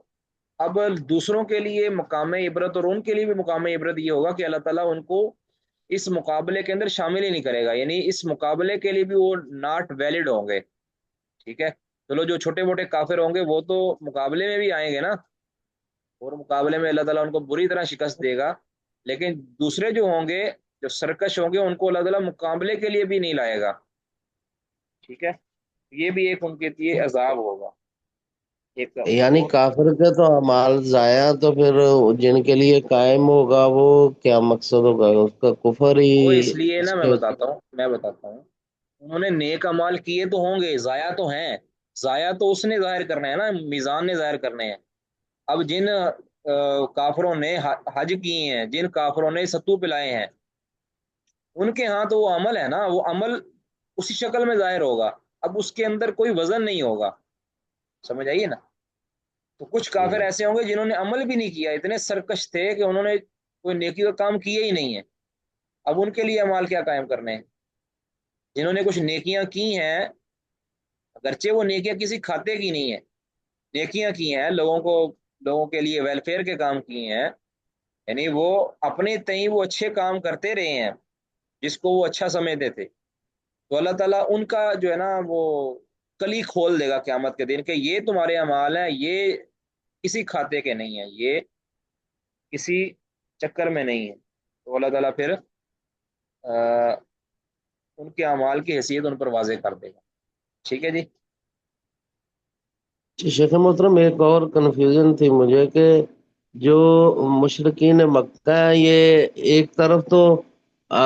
حاجی نیکیاں کر رہے ہیں، حاجیوں کو حج بھی کر رہے ہیں اور اللہ تعالیٰ پر ایمان کا اظہار بھی، دوسری طرف قیامت کا تو وہ انکار کرتے تھے، تو پھر نیکیاں کس مقصد کے لیے کرتے تھے؟ نہیں، پہلی تو بات یہ ہے کہ وہ اللہ تعالیٰ کے لیے کب کہاں کرتے تھے، وہ تو اپنے بتوں کو خوش وہ کرنے کے لیے کہتے ہیں کرتے نا، تھے۔ یعنی جس طرح تلبیہ پڑھتے تھے کہ لبیک اللہم لبیک، اور ساتھ کہتے کہ اے اللہ جسے تو نے شریک بنایا، تو یہ سب تو آخرت کو وجہ سے یہ کیا جاتا ہے، تو دوسری نہیں طرف نہیں وہ نہیں، وہ قیامت کے اصل میں منکر۔ دنیا کے لیے بھی کرتے تھے، دنیا کے لیے کرتے تھے، وہ اس لیے کرتے تھے کہ وہ کہتے تھے کہ اس کو خوش کر کے نا، ہم اپنے بتوں کو خوش کر کے ہم اولاد لیں گے، ان کو خوش کر کے ہم بارش لیں گے، ان کو خوش کر کے ہم جناب اچھے اخلاق لیں گے، ان کو خوش کر کے ہم جو ہے وہ برکتیں لیں گے، یہ ساری چیزیں وہ کرتے تھے، آخرت پر ایمان نہیں تھا ان کا، ٹھیک ہے جی؟ وہ دنیا کے لیے کرتے تھے سارا کچھ یہ، جس طرح کے آج کے لوگ جو نا، آج کے ملحدین زنادقہ جو ہیں آج کے، وہ یہ کہتے ہیں کہ ہم اپنی دنیا کو اچھا کر لیں، یہ جتنے بھی ویلفیئر کے کام کرتے ہیں نا، کہتے ہیں یہ نیکی ہم تک ہمارے اوپر لوٹے گی، اس میں کوئی شک نہیں ہے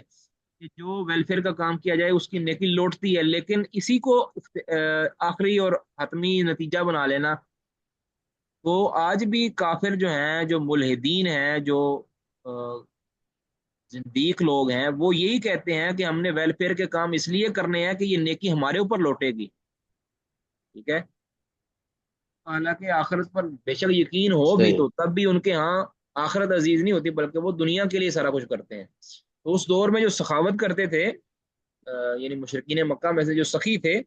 وہ اس لیے کرتے تھے کہ اس سخاوت سے ہمیں دوبارہ مال ملے گا، یا ہماری نیک نامی ہوگی، یا ہماری سرداری کی پگ اونچی ہوگی، اس لیے کرتے تھے وہ، جی؟ سمجھ تم؟ جی جزاک اللہ۔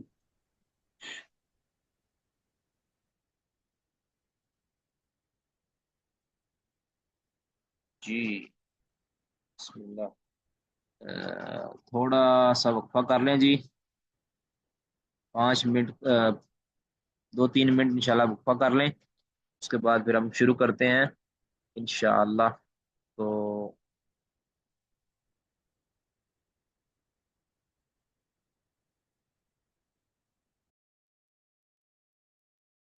بسم اللہ والصلاۃ والسلام علی رسول اللہ، ہماری چل رہی تھی صحیح بخاری، اور اس میں ہم یہ باب کل پڑھ رہے تھے،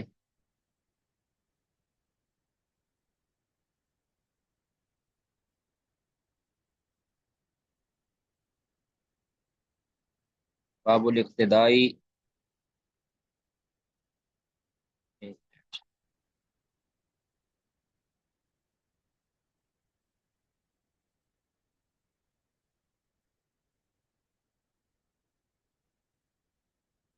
बाबुल इक्तिदाई बिसुनन सुनन रसूल सल्लल्लाहु अलैहि वसल्लम, कि रसूलुल्लाह सल्लल्लाहु अलैहि वसल्लम की सुन्नतों, आपके तरीकों की इक्तदा, इसका बयान। वक़ौलिल्लाहि ताला, और अल्लाह ताला का ये फरमान, वजअलना लिलमुत्तकीना इमामा, ये सुनन सुन्नत की जमा है, और रसूलुल्लाह सल्लल्लाहु अलैहि वसल्लम के सुनन के अंदर आपके अफ़ाल भी आते हैं, आपके अक़वाल भी आते हैं, आपकी तकारीर भी आती हैं। तो अल्लाह ताला का फरमान है, वजअलना लिलमुत्तकीना इमामा, अल्लाह हमें मुत्तकीन का इमाम बना दे। तो इमाम बुखारी फरमाते हैं, काला आइम्मतन नक्तदी बिमन कबलना, ऐसे आइम्मा हमें बना दे, ऐसे पेशवा बना दे कि हम अपने से पहले लोगों की इक्तदा करें, वयक्तदी बिना मन बाद आना, और हमारे बाद में आने वाले हमारी इक्तदा करें। वक़ाल इब्न आउन, और अब्दुल्ला बिन आउन रहिमहुल्लाह ये बयान करते हैं, फरमाते हैं कि सलासुन, तीन चीज़ें ऐसी हैं, उहिब्बुहुन्ना लिनफ्सी वली इखवानी, कि ये मैं अपने लिए भी पसंद करता हूँ और अपने भाइयों के लिए भी पसंद करता हूँ। पहली चीज़, हाजी सुन्नतु, ये सुन्नत, यानी ये तरीका, सुन्नत से मुराद सिर्फ नबी सल्लल्लाहु अलैहि वसल्लम का फरमान नहीं, बल्कि तरीक़तुल मसलूका, यानी इस्लाम पूरे का पूरा जिस पर चला जाता है। तो हादी सुन्ना, ये सुन्नत, अयतअल्लमुहा, के लोग इसको, इसकी तालीम हासिल करें, इसका इल्म हासिल करें, ये मैं पसंद करता हूँ। वो ये सालू अनहा, और इसके मुतालिक पूछ लें, यानी जिस बारे में इनको इल्म नहीं है, नहीं पता चल रहा, तो उसके मुतालिक पूछ लें अहले इल्म से। वल कुरान, और दूसरी चीज़ है, वल कुरान इन यतफ़हमुहु,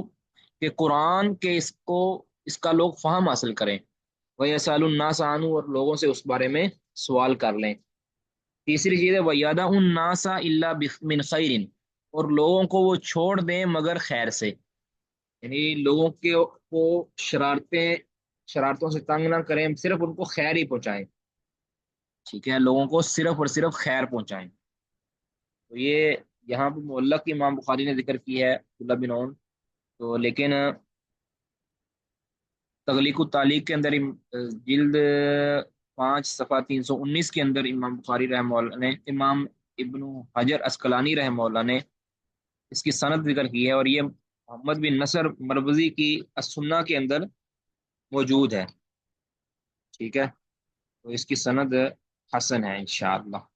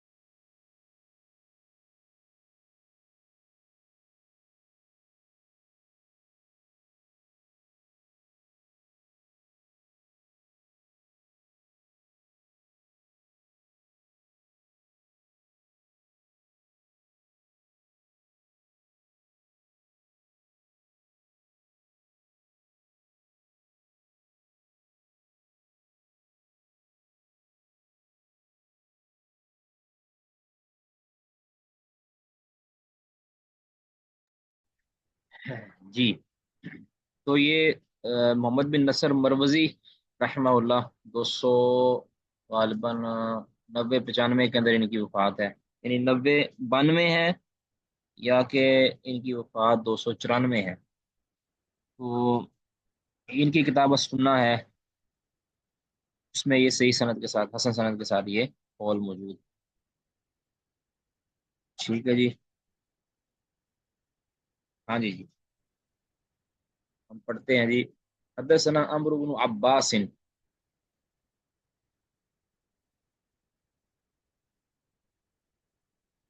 قال حدثنا عبد الرحمن قال حدثنا سفيان عن واصل عن ابي وائل قال جلست الى شيبة في هذا المسجد، میں شیبہ کے پاس بیٹھا اس مسجد کے اندر۔ قالا کہتے ہیں جلس الی عمر بن عمر فی مجلسی کا ہذا، کہتے ہیں کہ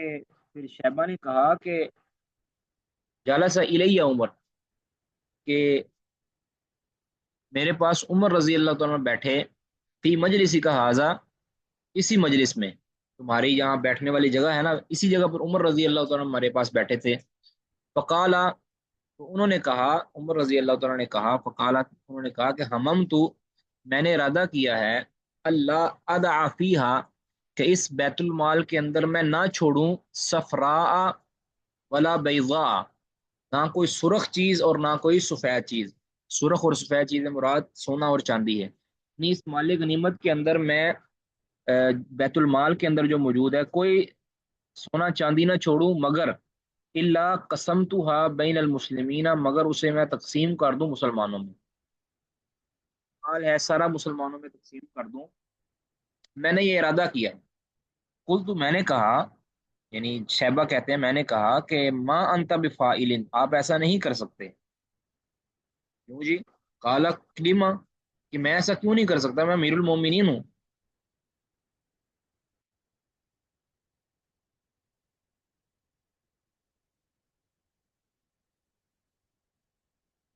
اللہ ادا فی صفرا، میں نے اس کا ترجمہ کیا کیا؟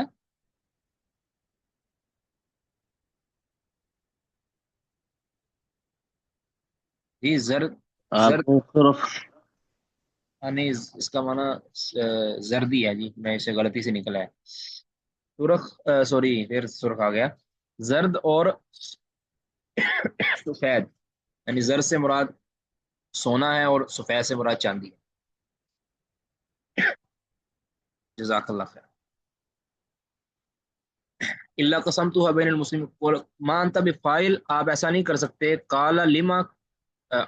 فرمایا کہ اب میں ایسا کیوں نہیں کر سکتا؟ قل تو میں نے، شیبہ نے کہا کہ لم یفعلہ صاحبہ کا، اس لیے کہ ایسا آپ کے دونوں ساتھیوں نے نہیں کیا، دونوں ساتھیوں نے مراد ایک تو رسول اللہ صلی اللہ علیہ وسلم اور دوسرے ابو بکر صدیق رضی اللہ تعالیٰ عنہ، انہوں نے نہیں کیا تو آپ نہیں کر سکتے۔ عمر رضی اللہ تعالیٰ نے کہا، کالا، عمر رضی اللہ تعالیٰ نے فرمایا کہ بالکل صحیح بات ہے تمہاری، ہم المرآنی یقتدی بہما، یہ ایسی دو شخصیات ہیں کہ جن کی اقتداء کی جاتی ہے، یقتدی بہما، کہ جن کی اقتداء کی جاتی ہے۔ اب یہ چیز اس میں دلیل ہے کہ نبی صلی اللہ علیہ وسلم کی سنتوں، آپ کے طریقوں اور آپ کے طریقوں پر چلنے والے صحابہ کے طریقوں کو اختیار کرنا یہ ضروری ہے۔ اور یہ بھی دلیل ہے کہ اگر کسی سے کوئی ایسا ارادہ سرزد ہو جائے کہ جو ارادہ سنت نبوی کے خلاف ہو، تو وہ اس ارادے کو ترک کر دے گا، چاہے وہ کتنی بھی بڑی شخصیت کیوں نہ ہو۔ تیسری یہ بھی چیز ہوئی کہ کسی بڑے سے بھی کبھی یعنی ایسا عمل ہو سکتا ہے کہ جو عمل یعنی خلاف شرع ہو یا خلاف سنت ہو، تو چھوٹے کا حق بنتا ہے کہ وہ اس کو منع کر دے، اس کی تصحیح کر دے، ٹھیک ہے؟ تو اس بڑے کو بھی یعنی سنت کی طرف پلٹ جانا چاہیے، جس طرح عمر رضی اللہ تعالیٰ پلٹ، اور عمر رضی اللہ تعالیٰ کی یہاں بڑی فضیلت بیان ثابت ہوتی ہے، جس طرح ابو بکر عمر بکر رضی اللہ عنہ کی فضیلت ثابت ہوتی ہے، رسول اللہ صلی اللہ علیہ وسلم کے ساتھ ان کو جمع کیا گیا، اس طرح عمر کی بھی فضیلت ثابت ہوتی ہے کہ انہوں نے اپنے اس اقدام کو جب محسوس کیا کہ یہ میرے دونوں ساتھیوں کے خلاف ہے، تو فوراً اس سے باز آ گئے اور رک گئے. یہی ایک مومن کا شیبہ ہونا چاہیے. حدثنا علی بن عبد اللہ قال حدثنا سفیان قال سألت الأعمش فقال عن زيد بن وهب سمعت حذيفة يقول حدثنا رسول الله صلی اللہ علیہ وسلم ان الامانۃ نازلت من السماء کہ امانت آسمان سے نازل ہوئی ہے فی جذر قلوب الرجال لوگوں کے سینوں کے اندر. جذر کا معنی ہوتا ہے ویسے لفظی معنی اصل. ٹھیک ہے, اصل سینے کی تہوں کے اندر نازل ہوئی ہے آسمان سے. جو امانت ہے یہ لوگوں کے سینوں کے اندر نازل ہوئی ہے. تو وہ نازل القرآن اور قرآن بھی نازل ہوا. فقرأ القرآن قرأ القرآن تو لوگوں نے قرآن پڑھا. وعلموا من السنتی اور سنت کو جانا. ٹھیک ہے, تو کہنے کا مطلب یہ ہے کہ ایک تو انسان کے سینے کے اندر اللہ تعالیٰ نے امانت اتاری ہے, فطرت اس کو عطا کی ہے, پھر اس فطرت کو درست رکھنے کے لیے, اس کو مکمل کرنے کے لیے اللہ تعالیٰ نے قرآن و سنت کا بندوبست کیا. لہٰذا حذیفہ رضی اللہ عنہ یہ کہنا چاہ رہے ہیں, رسول اللہ صلی اللہ علیہ وسلم فرمانا چاہ رہے ہیں کہ تم بھی اس سنت کو, اس قرآن کو لازم پکڑ لو, اسی کے ساتھ چمٹ جاؤ. ٹھیک ہے, تم امانت پر ہوگے.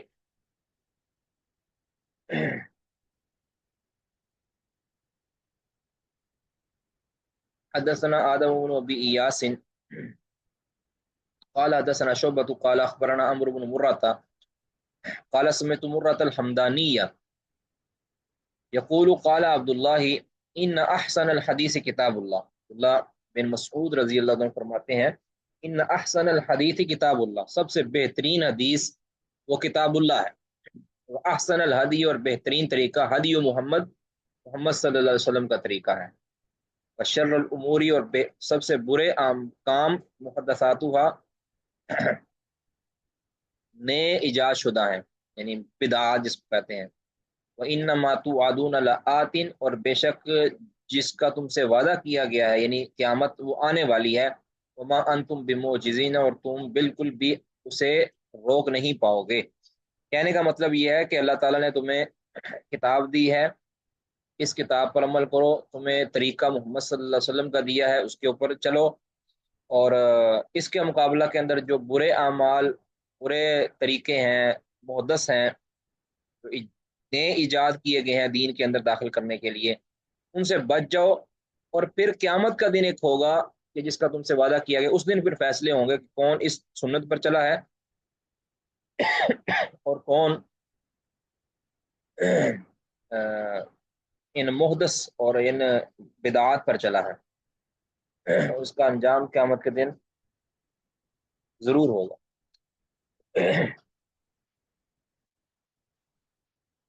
حدثنا مسدد قال حدثنا سفیان قال حدثنا الزہری عن عبید اللہ عن ابی ہریرہ و زید بن خالد قال, دونوں بیان کرتے ہیں, اسی لیے اس حدیث کو 2 نمبر دیے ہیں کہ ابو ہریرہ سے بھی ہے اسی سند کے ساتھ, اور زید بن خالد رضی اللہ تعالیٰ سے بھی اسی سند کے ساتھ ہے. قال, دونوں بیان کرتے ہیں کننا عند النبی صلی اللہ علیہ وسلم, ہم نبی صلی اللہ علیہ وسلم کی خدمت میں حاضر تھے. فقال, تو آپ نے فرمایا لأقضین بینکما بکتاب اللہ, کہ ہم تم دونوں کے درمیان میں تم دونوں کے درمیان ضرور بے ضرور فیصلہ کروں گا اللہ کی کتاب کے ساتھ. اس کی تفصیل ہم پہلے پڑھ چکے ہیں,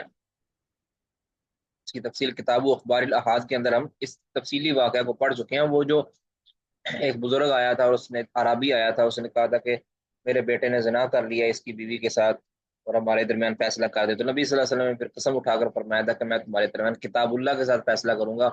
جو آپ کتاب اللہ سے مراد ہے حکم اللہ, اللہ کی وحی, اللہ کا حکم, اس کے مطابق فیصلہ کروں گا. تو جو نبی صلی اللہ علیہ وسلم نے فیصلہ کیا تھا وہ پورے کا پورا قرآن کے اندر نہیں ہے بلکہ وہ حدیث کے اندر ہے. تو معلوم یہ ہوا کہ کتاب اللہ سے مراد حکم اللہ ہے، اللہ کا فیصلہ ہے، تو اللہ کا فیصلہ حدیث بھی ہے، قرآن بھی ہے۔ حدثنا محمد بن سنان قال حدثنا فلیح قال حدثنا ہلال بن، جی جی محمود الرحمان صاحب کیا کہہ رہے ہیں؟ السلام علیکم۔ وعلیکم السلام ورحمۃ اللہ۔ شیخ محترم، جو جس طرح پہلے سیدنا عمر رضی اللہ تعالیٰ عنہ کا واقعہ بیان ہوا ہے، اس کے بعد بھی صحابی رسول نے یہ نشر الامور محدثہ، تو یہ یعنی اللہ کے نبی کی حدیث کس حوالے سے اس کو ہم کہیں گے؟ یعنی کہ وہ تو حضرت عمر کا واقعہ اور یہ بھی صحابی بیان کر رہے ہیں، یعنی قال رسول اللہ صلی اللہ علیہ وسلم تو ان میں نہیں ہے، دونوں میں۔ اچھا،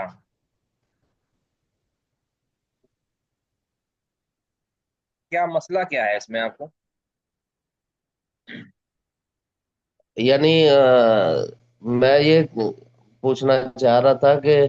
جو پہلی حدیث حضرت عمر کے حوالے سے کہ حضرت عمر نے یہ فیصلہ کیا، تو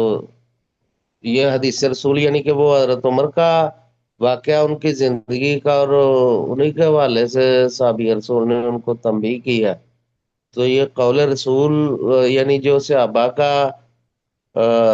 قول فعل ہے، وہ بھی حدیث رسول ہی اس کو کہا جا سکتا ہے۔ ہاں جی، ہاں جی، کہا جا سکتا ہے۔ عمر رضی اللہ تعالیٰ نے ارادہ کیا تھا ایک ایسا کام کرنے کا کہ جو کام پہلے نہیں ہوا تھا، تو دوسرے سے ابھی نے روک جی دیا تو وہ رک گئے کہ جب انہوں نے نہیں کیا تو پھر میں کیوں کروں؟ ٹھیک ہے۔ صحیح۔ حالانکہ وہ فیصلہ انتظامی فیصلہ تھا، کوئی شرعی فیصلہ تھوڑی تھا، لیکن انتظامی فیصلے تک جی رضی اللہ تعالیٰ عنہ سیدنا ابوبکر اور رسول اللہ صلی اللہ علیہ وسلم کی اتباع کرتے تھے، یعنی انتظامی امور کے اندر بھی۔ حالانکہ مال غنیمت کو تقسیم کر دینا اس کا شریعت کے ساتھ کوئی تعلق تو نہیں ہے نا، لیکن چونکہ انتظام اس طرح کا فرمایا کہ اس انتظامی فیصلے کے اندر بھی میں مخالفت نہیں کر سکتا، تو کس قدر ان کو جو ہے نا اللہ اور اللہ کے رسول سے محبت تھی، اور ان کے جو پہلے خلیفہ ابوبکر صدیق سے محبت، کہ ایک ذرہ بھی جو ہے نا ان کے طریقے سے ہٹ نہیں سکتے تھے۔ ٹھیک ہے جی، آگے جی، حدثنا محمد بن سنان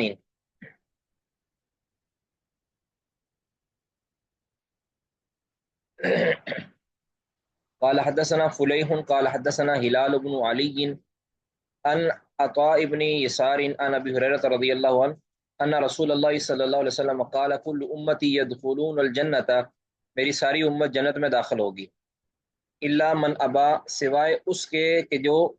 انکاری ہو گیا، یعنی جس نے خود انکار کر دیا، اس کے علاوہ ساری کی ساری امت جنت میں داخل ہوگی۔ اب یہ بڑا حیران کن مسئلہ تھا کہ بڑا جنت سے جانے سے انکار کون کرے گا؟ قالوا یا رسول اللہ ومن یابا، صحابہ نے کہا اللہ کے رسول ومن یابا، کون انکار کرے گا جنت میں جانے سے؟ قال، آپ نے فرمایا من اطاعنی، جس نے میری اطاعت کی، داخل الجنہ، وہ جنت میں چلا گیا، یعنی میرے ہر طریقے کی اتباع کی وہ جنت میں چلا جائے گا۔ ومن عصانی فقد ابا، اور جس نے میری نافرمانی کی تو گویا اس نے خود ہی جنت میں جانے سے انکار کر دیا۔ تو گویا اللہ کے رسول نے پہلے ہی بتا دیا ہے کہ میری اطاعت کے اندر ہی جنت ہے، یہ کوئی چھپی ہوئی بات تھوڑی ہے۔ اب جو اطاعت ہی نہیں کرنا چاہ رہا تو گویا وہ جنت میں جانا ہی نہیں چاہ رہا۔ ٹھیک ہے،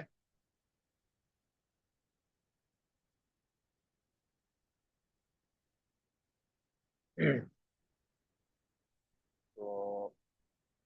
یہ ایسے ہی ہے نا کہ اگر کسی نے آفر لگائی ہو مثال کے طور پر، کسی دفتر میں کسی باس نے آفر لگائی ہو کہ جو بندہ مجھے اپنا پاسپورٹ جمع کروائے گا تو میں اس کو ٹور پہ بھیجوں گا، مطلب فارن ٹور پہ بھیجوں گا۔ اب پورے عملے کو اس نے یہ دعوت دی ہے کہ 10، مطلب 100 بندہ ہے تو 100 کے 100 کو کہا ہے کہ جو بھی پاسپورٹ مجھے جمع کروا دے گا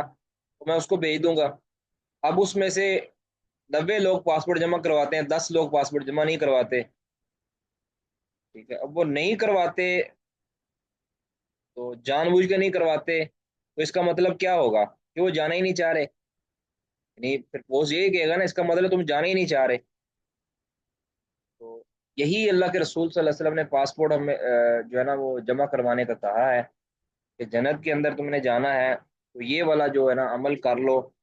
اطاعت فرما برداری والا، میرے طریقے پر چلو، تو تمہارے پاسپورٹ اور ویزا پکا جنت کا۔ لیکن اگر تم نے خود ہی پاسپورٹ نہیں جمع کروانا، اپنی زندگی کو میرے حوالے نہیں کرنا، میری طریقے کے مطابق زندگی نہیں گزارنی، تو پھر گویا تم جنت میں جانا ہی نہیں چاہ رہے۔ یہ ہے بھائی، اللہ تعالیٰ ہمیں جنتیوں والے اعمال کرنے کی توفیق دے، نوازے۔ حدثنا محمد بن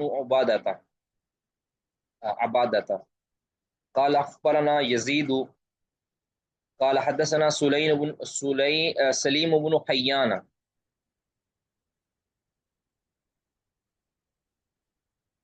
واثنا علیہ، کا مطلب ہے کہ اس کی تعریف بھی کی انہوں نے، یعنی یزید نے سلیم بن حیان کی تعریف بھی کی۔ یعنی جب اپنے شاگرد کو حدیث بیان کر رہے تھے نا، وہ کہتے تھے بھی سلیم بن حیان کی جب ذکر آیا نا، کہتے یہ بڑا اچھا بندہ تھا، یا جو بھی اس تعریف کی ہوگی، اس کے بعد پھر آگے بیان کیا کہ قال حدثنا او سمیت نہیں، قال حدثنا سعید بن میناء قال حدثنا او سمیت، حدثنا کا یا سمیت کا جابر بن عبد اللہ، جابر بن عبداللہ رضی اللہ یقول، کہتے ہیں کہ جاءت ملائکۃ الی النبی صلی اللہ علیہ وسلم۔ اب یہ بڑی پیاری حدیث ہے۔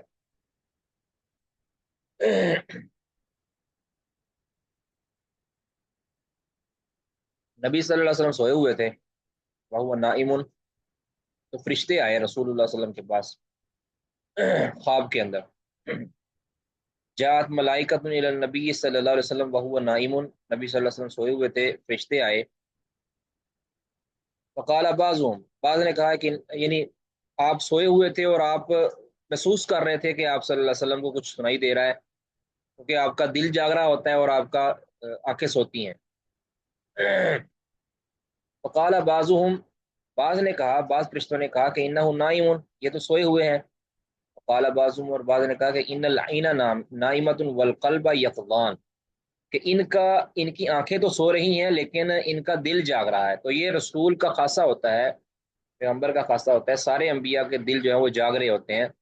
ان پر وحی نازل ہو سکتی ہے، اور ان کو خواب آتا ہے، وہ خواب بھی وہی ہوتا ہے، وہ بھولتا نہیں ان کو۔ ان العین نائمۃ، اس کی آنکھ تو سو رہی ہے اس نبی کی، والقلب یقظان، لیکن دل جاگ رہا۔ فقالوا، وہم کہنے لگے فرشتے،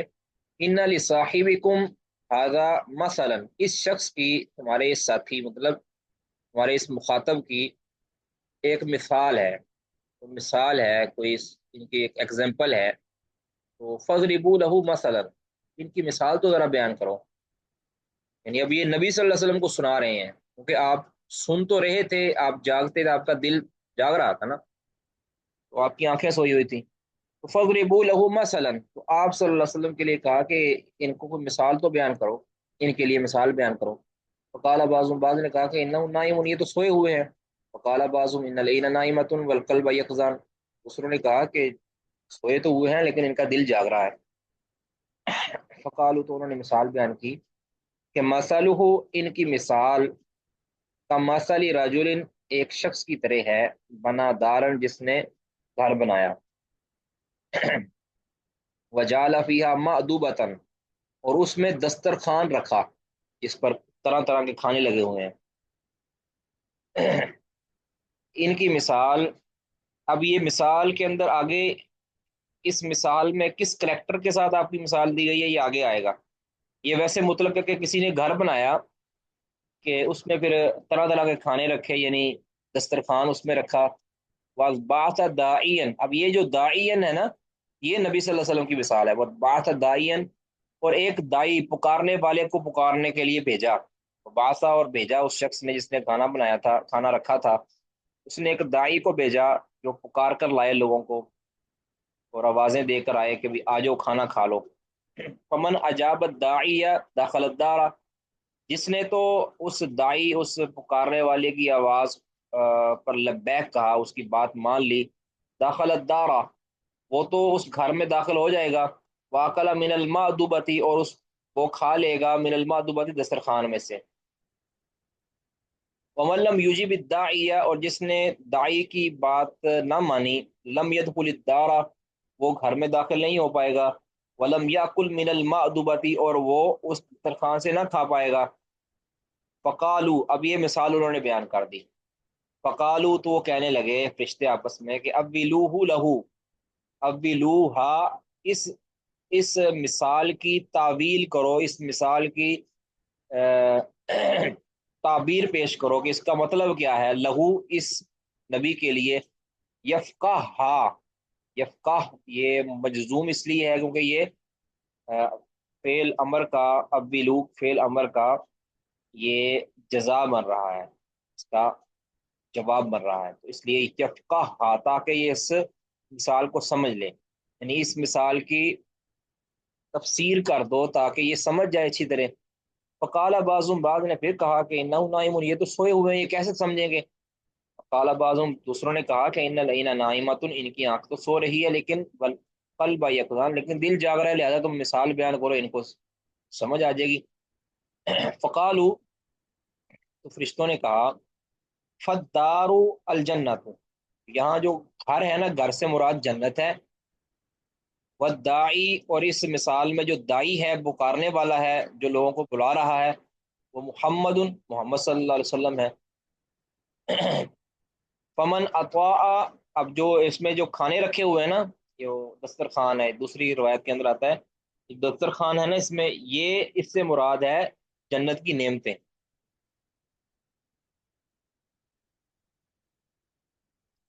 فرشتوں نے کہا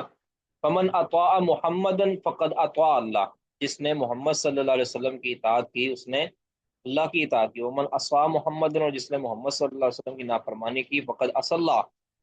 اس نے اللہ کی نافرمانی کی. ومحمد فرق بین الناس، اور محمد صلی اللہ علیہ وسلم لوگوں کے درمیان فرق ہیں، یعنی فرق کا باعث ہیں. جنتی کون ہوں گے، جہنمی کون ہوں گے، لوگوں کے درمیان نبی صلی اللہ علیہ وسلم تقسیم کرنے کا باعث ہیں. اچھے بروں کی تمییز نبی صلی اللہ علیہ وسلم کے ذریعے ہوگی. یعنی آپ کی اطاعت کرنے والا کون ہے، آپ کی نافرمانی کرنے والا کون ہے، اس سے فرق آئے گا کہ کون جنت میں جائے گا، کون جنت میں جائے گا. سمجھ آ گئی جی.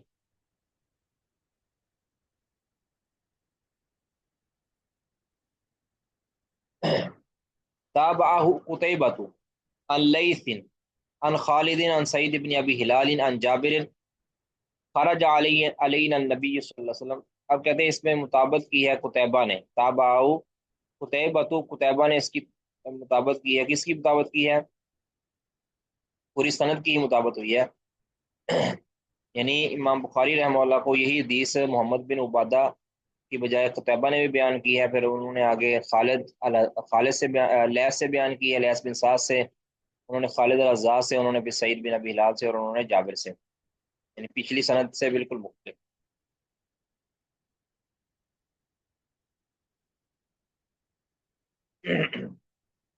جی سمجھ آ گئی جی.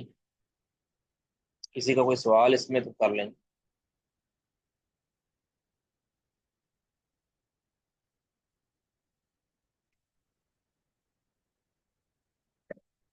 حدثنا ابو نعیم قال حدثنا سفیان عن الاعمش عن ابراہیم عن حمام عن حذیفہ قال، حذیفہ کہتے ہیں یا معشر القراء، اے قاریوں کی جماعت جو قرآن کو جانتے ہیں، قرآن پڑھنا جانتے ہیں، استقیموا، تم صحیح رہو، سیدھے سیدھے رہو، بندے کے بچے بن کے رہو، دوسرا مطلب یہ. اے قاریوں کی جماعت، قرآن کو جاننے والو، تم صحیح صحیح رہو، یعنی استقامت اختیار کرو، صحیح رہو، سیدھے رہو، سیدھے رستے پر قائم رہو. فقد سبقتم سبقا بعیدا، قد سبقتم، بے شک تمہیں، قد سبقتم، بے شک تمہیں یا تم قد سبقتم بھی ہو سکتا ہے، سبقا بعیدا.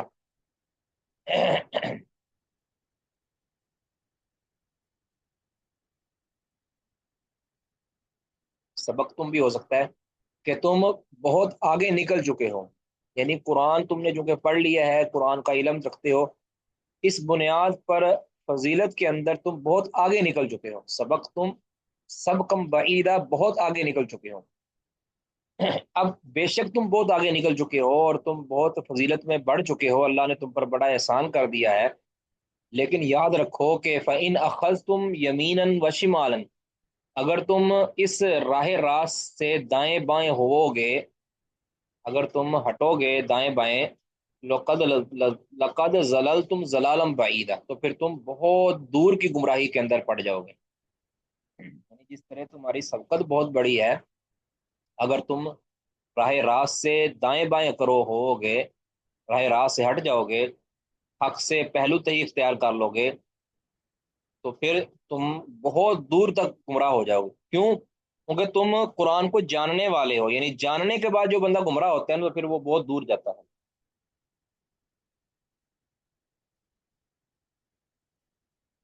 لہذا سیدھے سیدھے رہو قاریوں کا، قرآن کا جو علم رکھتے ہیں۔ کسی کا کوئی سوال ہے تو وہ ساتھ ساتھ کرتے جائیں۔ حدثنا ابو قریب قال حدثنا ابو اسامہ عن برید عن ابی بردۃ عن ابی موسیٰ عن نبی صلی اللہ علیہ وسلم قال انما مثلی و مثل ما بعثنی اللہ به، یہ نبی صلی اللہ علیہ وسلم نے فرمایا کہ میری مثال اور مثل ما بعثنی اللہ به، اور اس چیز کی مثال کہ جو اللہ نے مجھے دے کر بھیجا ہے، یعنی میری اور میری شریعت کی مثال ایسا ہی ہے کہ مثل رجل، شخص کی طرح ہے، عطا قوم، جو کسی قوم کے پاس آیا، فقال، اور ان کو کہا، یا قومی، اے میری قوم، انی رأیت الجیش بعینی، کہ میں نے اپنی آنکھوں سے لشکر کو آتے ہوئے دیکھا ہے کہ جو تم پر حملہ آور ہونے والا ہے۔ یعنی ایک شخص جو دور سے آئے اور کہے کہ میں نے اپنے آنکھوں سے دیکھا ہے کہ لشکر ایک حملہ کے لیے آ رہا ہے، اور پھر آگر کیا کہے کہ وَإِنِّي أَنَا النَّذِيرُ الْعُرْيَانُ، میں واضح ڈرانے والا ہوں، فن نجا، لہذا بچ جاؤ۔ اب اپنی قوم کو آگے کہہ رہا ہے کہ میں واضح طور پر تمہیں ڈرا رہا ہوں، لفظی معنی تو ہے النذیر کا مطلب ڈرانے والا، یعنی لشکر کے حملے سے ڈرا رہا ہوں، العریان کا مطلب ہے ننگا، یعنی برہنہ، میں برہنہ ڈرانے والا ہوں، فن نجا، لہذا تم بچ جاؤ۔ اب اصل میں عرب کے اندر جب خطرہ بہت زیادہ ہوتا تھا نا، تو اس خطرے کی علامت کے طور پر یہ تاکہ جو خطرے کا آگے خبر دے رہا ہے نا اور لوگوں کو بتا رہا ہے، وہ اپنے کپڑے اتار دیتا تھا، یہ علامت ہوتی تھی کہ اس نے اپنے کپڑے تک اتار دیے ہیں، تو اس کی بات کے اندر پوری صداقت ہے، اب یہ بہت بڑا خطرہ ہے۔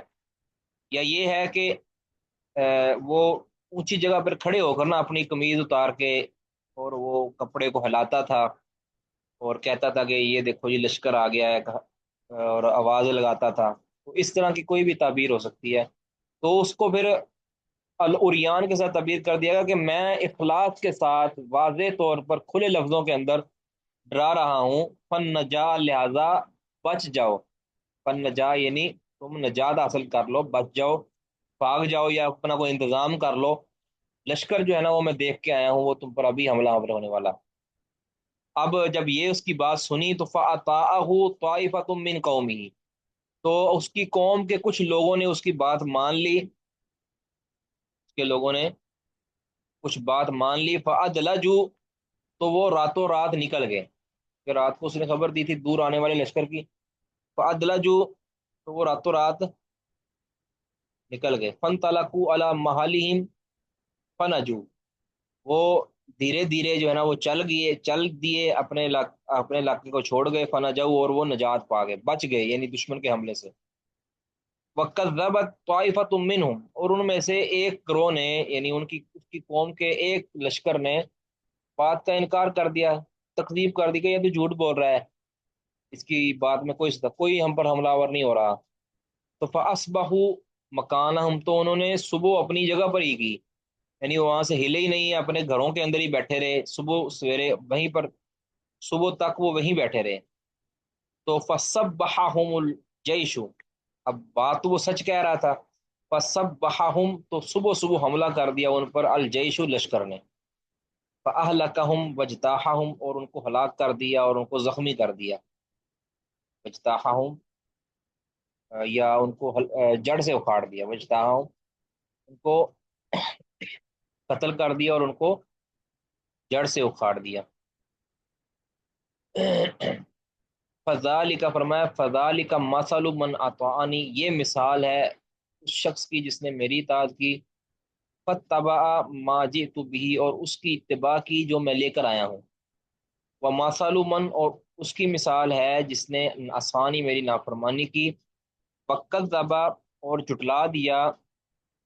बिमा जितु बिही मिनल हक़ की, उस बात को जो मैं हक बात लेकर आया हूँ।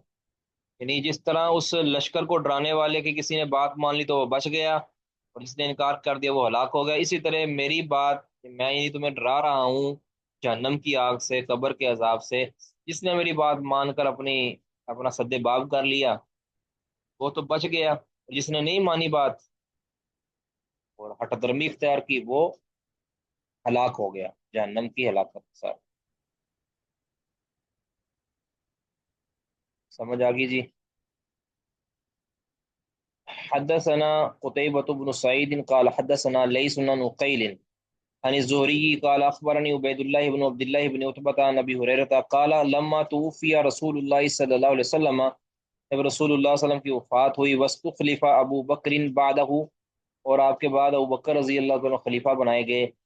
व कफ़रा मन कफ़रा मिनल अरबी, और अरब में से जो काफिर हो गए हुए वो काफिर हुए, यानी अरब के कुछ लोग उन्होंने ज़कात को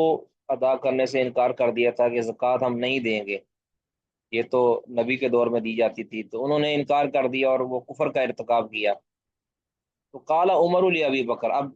इस मौका पर अबू बकर रजी अल्लाह ताला अन्हु ने स्टैंड लिया और कहा कि मैं इन पर किताल करूंगा। ये, ये होते कौन है कि ये ज़कात रोकने वाले, ये ज़कात गरीबों का हक है और बैतुल माल को ये जाएगा और बैतुल माल जो है ना कफालत करेगा गरीबों की। तो अबू बकर रजी अल्लाह ताला ने स्टैंड लिया। उमर रजी अल्लाह ताला ने पहले फुर्सत के अंदर ये समझा कि उमर रजी अबू बकर का ये इकदाम दुरुस्त नहीं है, उनको ये लगा, तो काला उमर रजी अल्लाह तआला ने कहा लिया अबी बकरिन, अबू बकर से, कि कई फ़तुक़ातिलुन्नास, आप लोगों से कैसे किताल कर सकते हैं, वक़द क़ाला रसूलुल्लाह सल्लल्लाहु अलैहि वसल्लम, जबकि रसूलुल्लाह सल्लल्लाहु अलैहि वसल्लम तो ये फरमाया है, अल्लाह के रसूल तो ये फरमा गए हैं,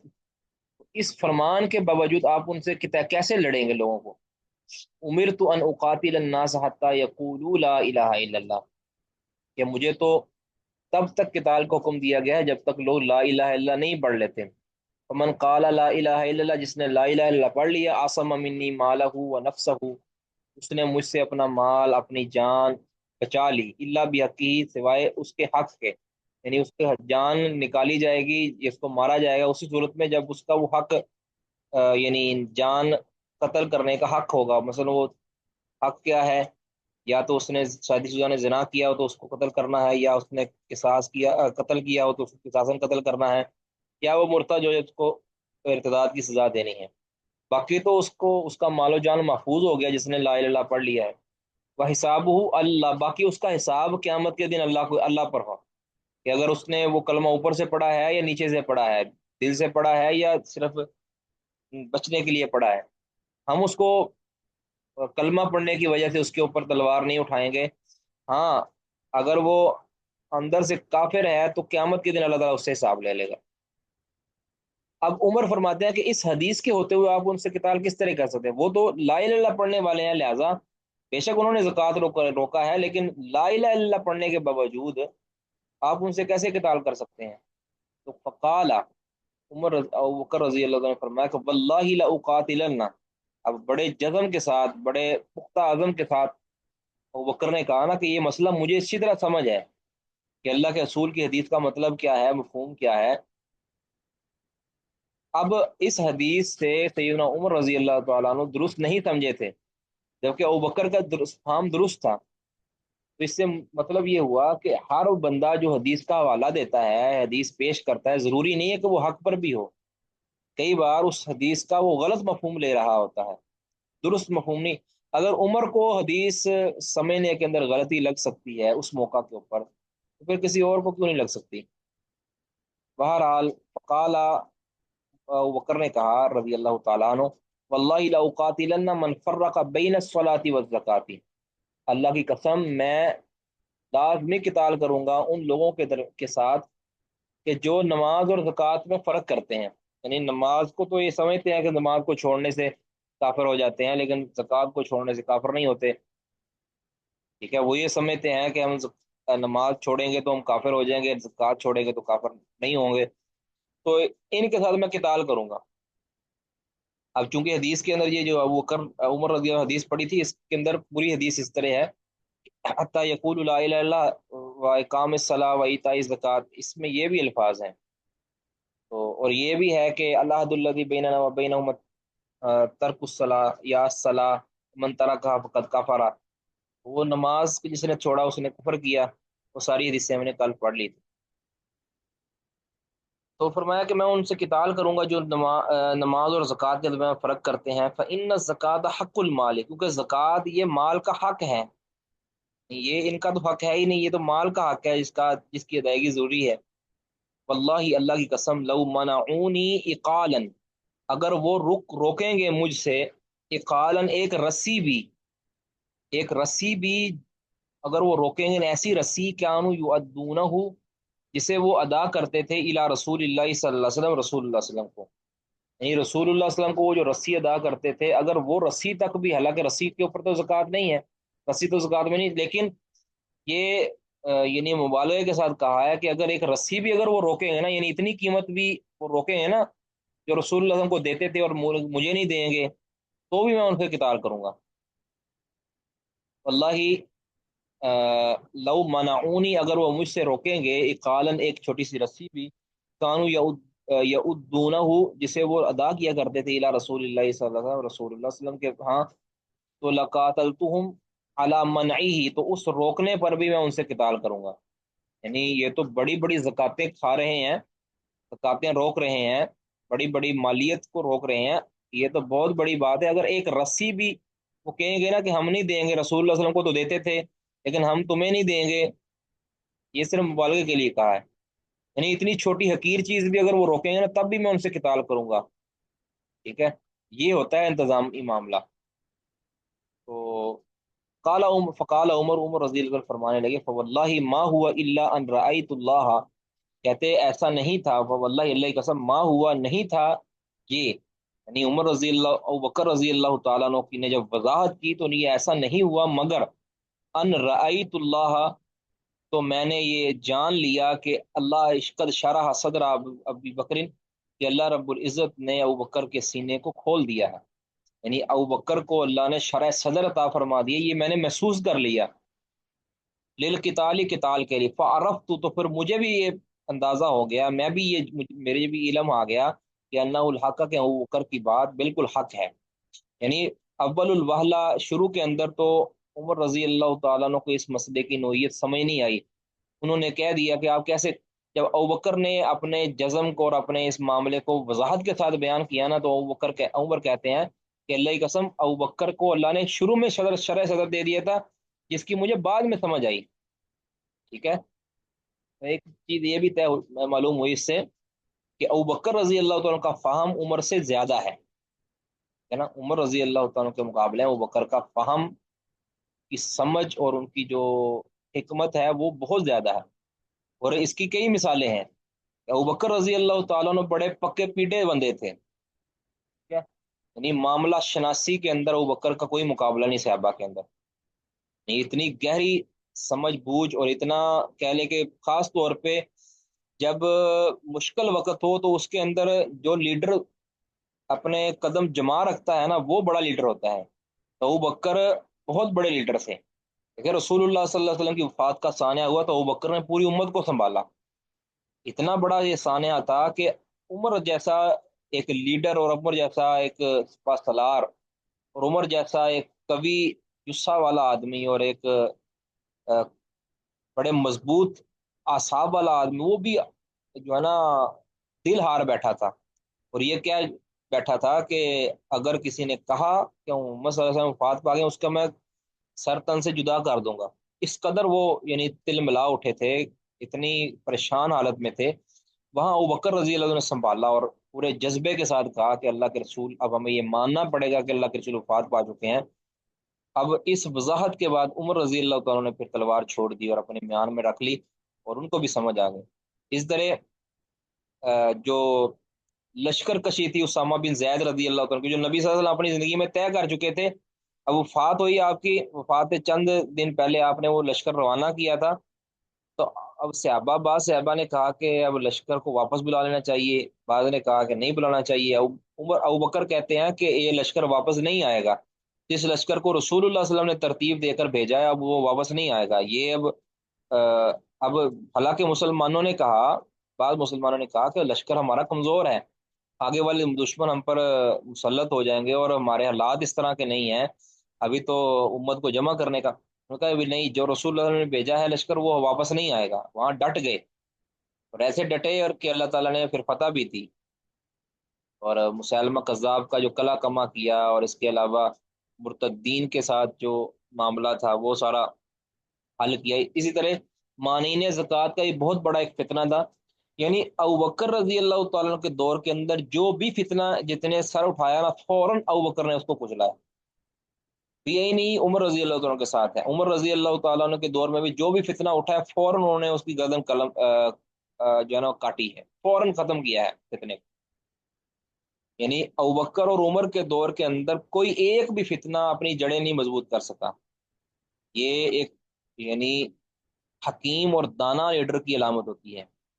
کہ ابوبکر رضی اللہ تعالیٰ عنہ اور عمر رضی اللہ تعالیٰ عنہ ہر معاملے کے اندر ابوبکر کی اقتدا کیا کرتے تھے۔ یہ تو انڈرسٹوڈ بات ہے نا، ابوبکر کی اور اللہ کے رسول صلی اللہ علیہ وسلم کی اقتدا کرتے تھے۔ تو ابوبکر رضی اللہ تعالیٰ عنہ نے جو کہہ لیں کہ آپ کہہ لیں کہ ابوبکر رضی اللہ تعالیٰ عنہ نے پلیٹ فارم مہیا کر کے دیا ہے عمر کو، ورنہ شاید عمر رضی اللہ تعالیٰ عنہ اتنا کام نہ کر پاتے اگر ابوبکر رضی اللہ تعالیٰ عنہ نے ان کے لیے یہ جو خلافت کا نظام سیٹ کر کے نہ دیا ہوتا۔ ورنہ دو تین ایسے فتنے نمودار ہوئے تھے، اگر اس کے اندر ابوبکر یعنی ابوبکر جیسا مضبوط اعصاب والا بندہ نہ ہوتا تو شاید امت کا شرازہ بکھر جاتا۔ نہیں قاتل یعنی مانعین زکوٰۃ کا فتنہ کو تھوڑا فتنہ تو نہیں تھا، اپنے آپ کو مسلمان کہتے تھے، کہتے ہیں زکوٰۃ کا کوئی معاملہ نہیں ہے۔ اب مسلمانوں کے دو گروہ نہیں بنے اس ٹائم، ابوبکر رضی اللہ عنہ کھڑے ہوئے، قتال کیا ان کے ساتھ، اور یعنی ان کے فتنے کو یعنی ختم کیا، فوراً مسلمانوں کو یکجا کیا۔ یہ لیڈر ہوتا ہے، وہ یہ نہیں کہتا بھی یہ تمہیں حق حاصل ہے جی، تو ریاست نے تمہیں حق دیا ہے کہ تم جناب احتجاج کر سکتے ہو، تم یہ کر سکتے، کوئی ریاست حق نہیں دیتی۔ اسلام کے مقابلے کے اندر کسی کو کوئی حق نہیں ہے کہ حاکم وقت کا یہ ذمہ داری ہے کہ جو بھی اسلام کے خلاف کوئی کام کرتا ہے، پروٹیسٹ کرتا ہے، اسلام کے خلاف کوئی بھی احتجاج کرتا ہے، تو اس کے سر کو کچلنا یہ حاکم وقت کی ذمہ داری ہے۔ اگر وہ نہیں کرتا تو قیامت کے دن اس کی پوچھ ہوگی اس کو۔ اگر آج کوئی ادھر مثال کے طور پر وہ ناجائز پراپوگنڈا کیا جاتا ہے تو اس پراپوگنڈے کو ختم کرنا حاکم وقت کی ذمہ داری ہے۔ بہرحال عمر ابوبکر رضی اللہ تعالیٰ کے بڑے امت پر احسانات ہیں۔ تو کہتے ہیں، عمر کا فرماتے ہیں کہ اللہ نے ابوبکر کو شروع میں صدر عطا فرما دیا تھا، جس کی بعد میں فعرفت انہ الحق، مجھے بھی پھر سمجھ آ گئی کہ یہی حق بات ہے۔ اب یہ معلوم ہوا کہ جب انسان یعنی ابوبکر عمر رضی اللہ تعالیٰ عنہ کو جب سمجھ نہ آئی یہ معاملے کی، تو جیسے ہی سمجھ آئی تو فوراً وہ اپنے اس یعنی انہوں نے رجوع کر لیا، اپنے اس بات کے اوپر اڑے نہیں بلکہ فوراً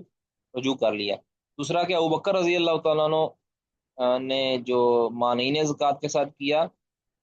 اور اس قدر جزم کے ساتھ کیا کہ اللہ کے رسول کے دور میں جس طرح نظام چلتا تھا وہی نظام میرے دور میں بھی چلے گا، یعنی ان کی مخالفت جائز نہیں ہے۔ اللہ کے رسول کے دور کے ساتھ جس طرح تمہارا معاملہ تھا وہی ہمارے دور کے ساتھ بھی ہوگا، جس طرح اللہ کے رسول صلی اللہ علیہ وسلم کے دور میں تم دین پر چلتے تھے اب بھی تمہیں اللہ کے دین پر چلنا پڑے گا۔ تو یہ یعنی دلیل ہے کہ رسول اللہ صلی اللہ علیہ وسلم کا ہر عمل واجب الاتباع ہے، اور رسول اللہ صلی اللہ علیہ وسلم کے جانے کے بعد بھی ہے اور آپ کی زندگی کے اندر بھی ہے۔ بہرحال قال ابن بکیر، ابن بکیر کہتے ہیں وہ عبداللہ ہی، اور عبداللہ کہتے ہیں کہ عن اللیثی، لیث سے، وہ لیث سے روایت کرتے ہیں۔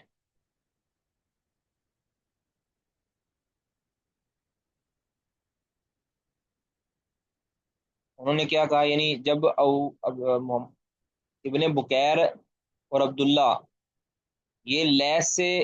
روایت کرتے ہیں نا، یہی روایت، تو لفظ کیا بولتے ہیں؟ اناقن کے لفظ بولتے ہیں، اناقن، اقالن کی جگہ پر اناقن، اناقن کے لفظ بولتے ہیں کہ ابو بکر نے فرمایا تھا کہ لو منعونی اناقن، اگر وہ ایک چھوٹا بچہ، بکری کا چھوٹا سا بچہ بھی اگر روکیں گے تو تب بھی میں ان کو روکنے پر ان کے ساتھ قتال کروں گا۔ تو امام بخاری فرماتے ہیں وہو اصح، یہ زیادہ صحیح ہے،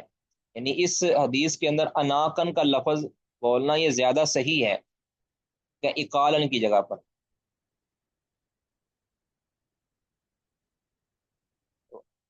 جو اناق ہوتا ہے یہ بکری کا چھوٹا بچہ، اور اقال ہوتا ہے جو رسی ہوتی ہے جس کے ساتھ اونٹ کو باندھا جاتا ہے۔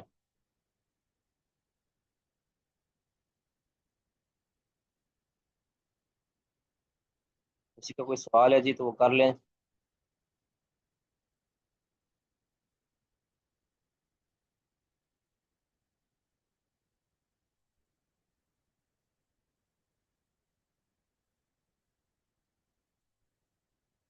حدثنا اسماعیل قال حدثني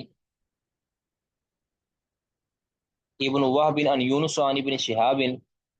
قال حدثني عبید اللہ ابن عبد اللہ ابن عتبہ ان عبد اللہ بن عباس رضی اللہ تعالیٰ عنہ قال، عبداللہ بن عباس کہتے ہیں قادم عیینۃ بن حصن ابن حذیفہ بن بدر، کہ عیینہ بن حصن بن حذیفہ بن بدر تشریف لائے، یہ ایک دیہاتی تھے اور تھوڑے سخت مزاج تھے۔ وہ آئے فنازل البنی اخی ہی، اور اپنے چچا زاد بھائی، یعنی اس کو کہتے ہیں کزن، فرسٹ کزن کے پاس مہمان ٹھہرے، نازلہ میں نے پڑاؤ ڈالا یا مہمان ٹھہرے اپنے چچا زاد حر بن قیس بن حصن کے پاس، الحر ابن قیس ابن حصن، حر بن قیس بن حصن جو اس کے چچا زاد تھے ان کے پاس بطور مہمان ٹھہرے۔ وکان من النفر الذین، اب یہ جو حر تھے نا، حر یہ ان افراد میں سے، چنیدہ افراد میں سے تھے، وکان من النفر الذین، ان لوگوں میں سے تھے، یدنیہم عمر، جنہیں عمر رضی اللہ تعالیٰ عنہ اپنے قریب رکھتے تھے، یعنی ان کے مشاورتی اجلاس کے اندر وہ بیٹھا کرتے تھے۔ یہ حر بن حصن قیس بڑے سمجھدار اور زیرک آدمی تھے، تو عمر رضی اللہ تعالیٰ ان کو اپنے قریب رکھتے تھے۔ یاد رکھیں کہ جن خلفاء کے دور کامیاب ہوئے ہیں نا، اس کی بنیادی وجہ یہ تھی کہ انہوں نے اپنے مشیر اچھے لوگ رکھے ہیں، سمجھدار، پڑھے لکھے، سیانے اور معاملہ فہم اور بے لوس لوگ انہوں نے اپنے قریب رکھے ہیں، تب جا کے ان کے معاملات درست رہے ہیں۔ جس لیڈر نے اپنے اپنے قریب اپنے مشیر برے لوگوں کو رکھا اور بے دین لوگوں کو رکھا، منحوس لوگوں کو رکھا، یا اس کے جو کاسا لیسی کرنے والے ہیں، اس کی جو ہے نا تعریفیں کرنے والے ہیں، اور ان کی جناب کو یعنی غلط مشورے دینے والے، جنہوں نے اس کو اپنے قریب رکھا انہوں نے ہمیشہ ان کی حکومت کا بیڑا گرک کروایا ہے۔ بہرحال عمر بن قیس کا شمار ان لوگوں میں سے ہوتا تھا کہ جنہیں عمر رضی اللہ اپنے قریب کرتے تھے۔ وکان القراء اصحاب مجلس عمر، اور جو قراء لوگ ہوتے تھے نا، یعنی جو قرآن کو صحیح جاننے والے، قرآن کا علم رکھنے والے، وہ جو لوگ ہوتے تھے اصحاب مجلس عمر و مشاورتی ہی، اور وہ عمر رضی اللہ تعالیٰ کی مجلس میں بیٹھا کرتے تھے، یعنی ان کے جلوس کا حصہ وہ ہوتے تھے، اور ان کی مشاورت والے وہ ہوتے تھے، یعنی وہ عمر رضی اللہ تعالیٰ عنہ کی مشاورت اور جو جو کمیٹی تھی نا، ان میں قراء لوگ ہوا کرتے تھے، قرآن کے قاری اور قرآن کے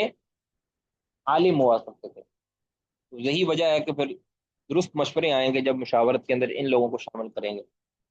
آگے کہتے ہیں بغیر کسی فرق، یعنی قراء ہوں اور علم والے ہوں، کہولن کانو او شبانن، چاہے ان کی عمر زیادہ ہو چاہے وہ نوجوان ہو۔ کہول کہتے ہیں، کہول عمر ہوتی ہے تقریباً کوئی 35 سے لے کر یا 30 سے لے میرا خیال 32 سے لے کر یا 35 سے لے کر 50 تک کی عمر کو کہول کہتے ہیں۔ تو یہ جو کہول، السلام علیکم، کیا ہوا تھا اس کا وہ कहला व महत को आए ना, जी इसे पारी करते इस्लाम के बारे में नहीं गह नहीं, हाँ जी कहल कल वही नहीं है। हाँ जी, मादम और माहदम व कहला, जी बिल्कुल वही लफ्ज़ है ये। अच्छा, तो कुहूलन कानू, ये चाहे वो उम्र वाले हों या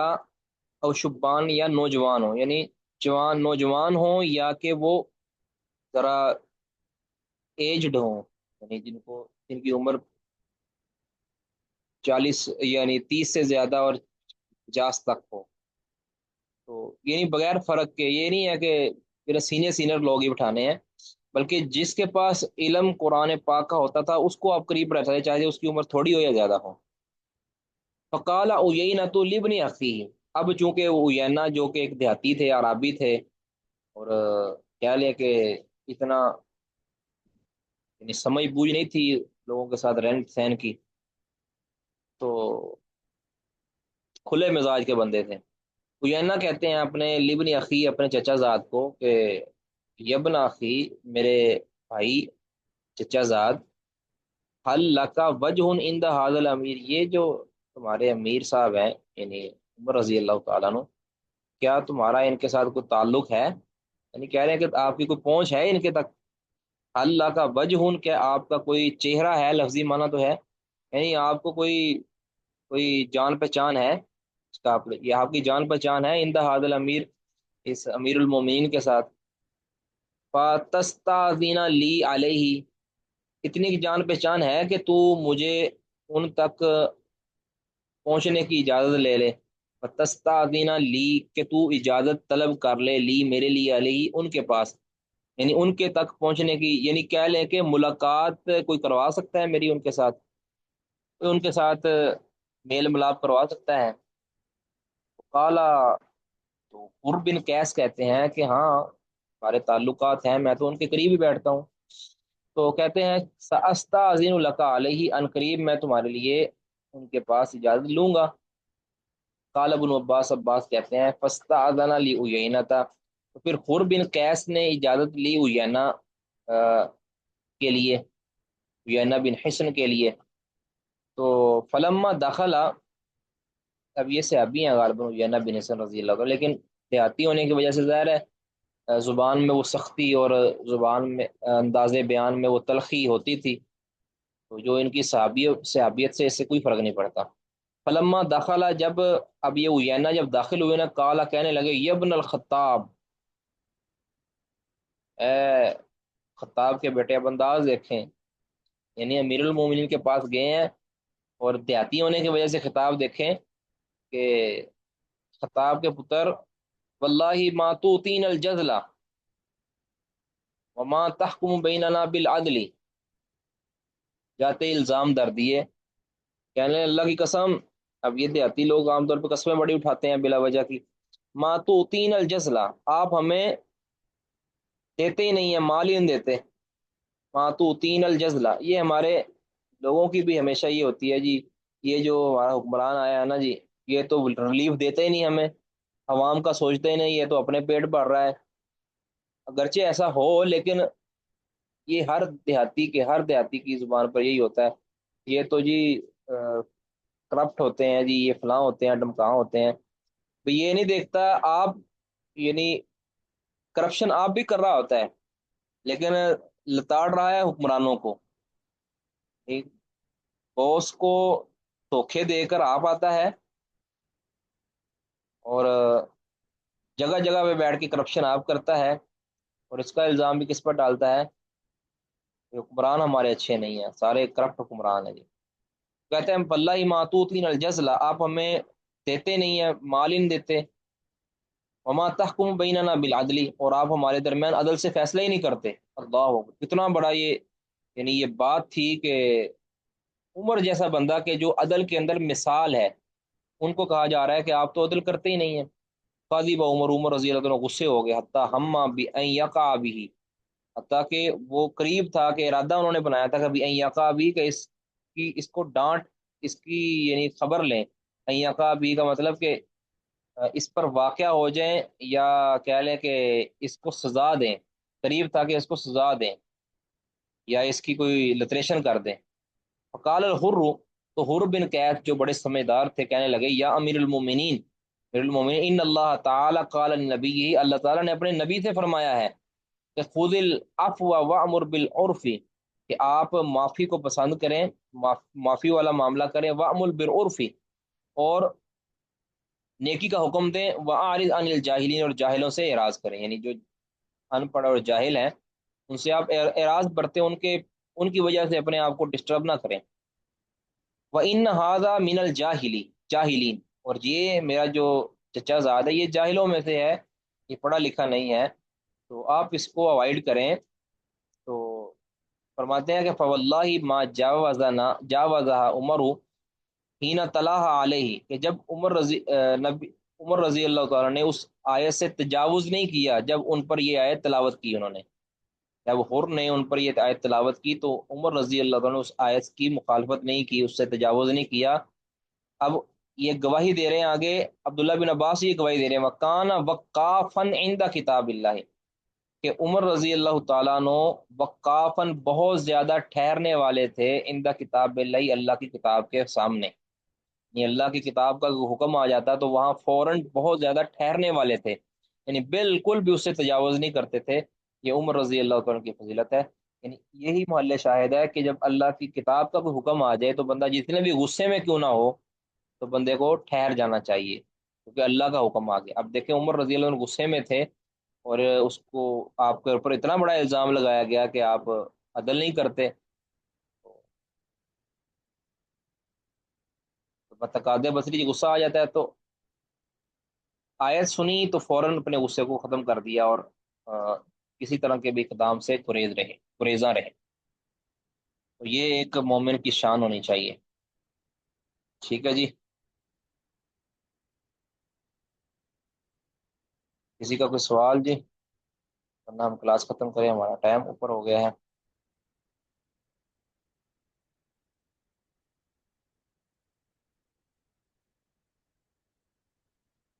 ٹھیک ہے جی، سبحانک اللہم وبحمدک، اشہد ان لا الہ الا انت، استغفرک واتوب الیک۔ السلام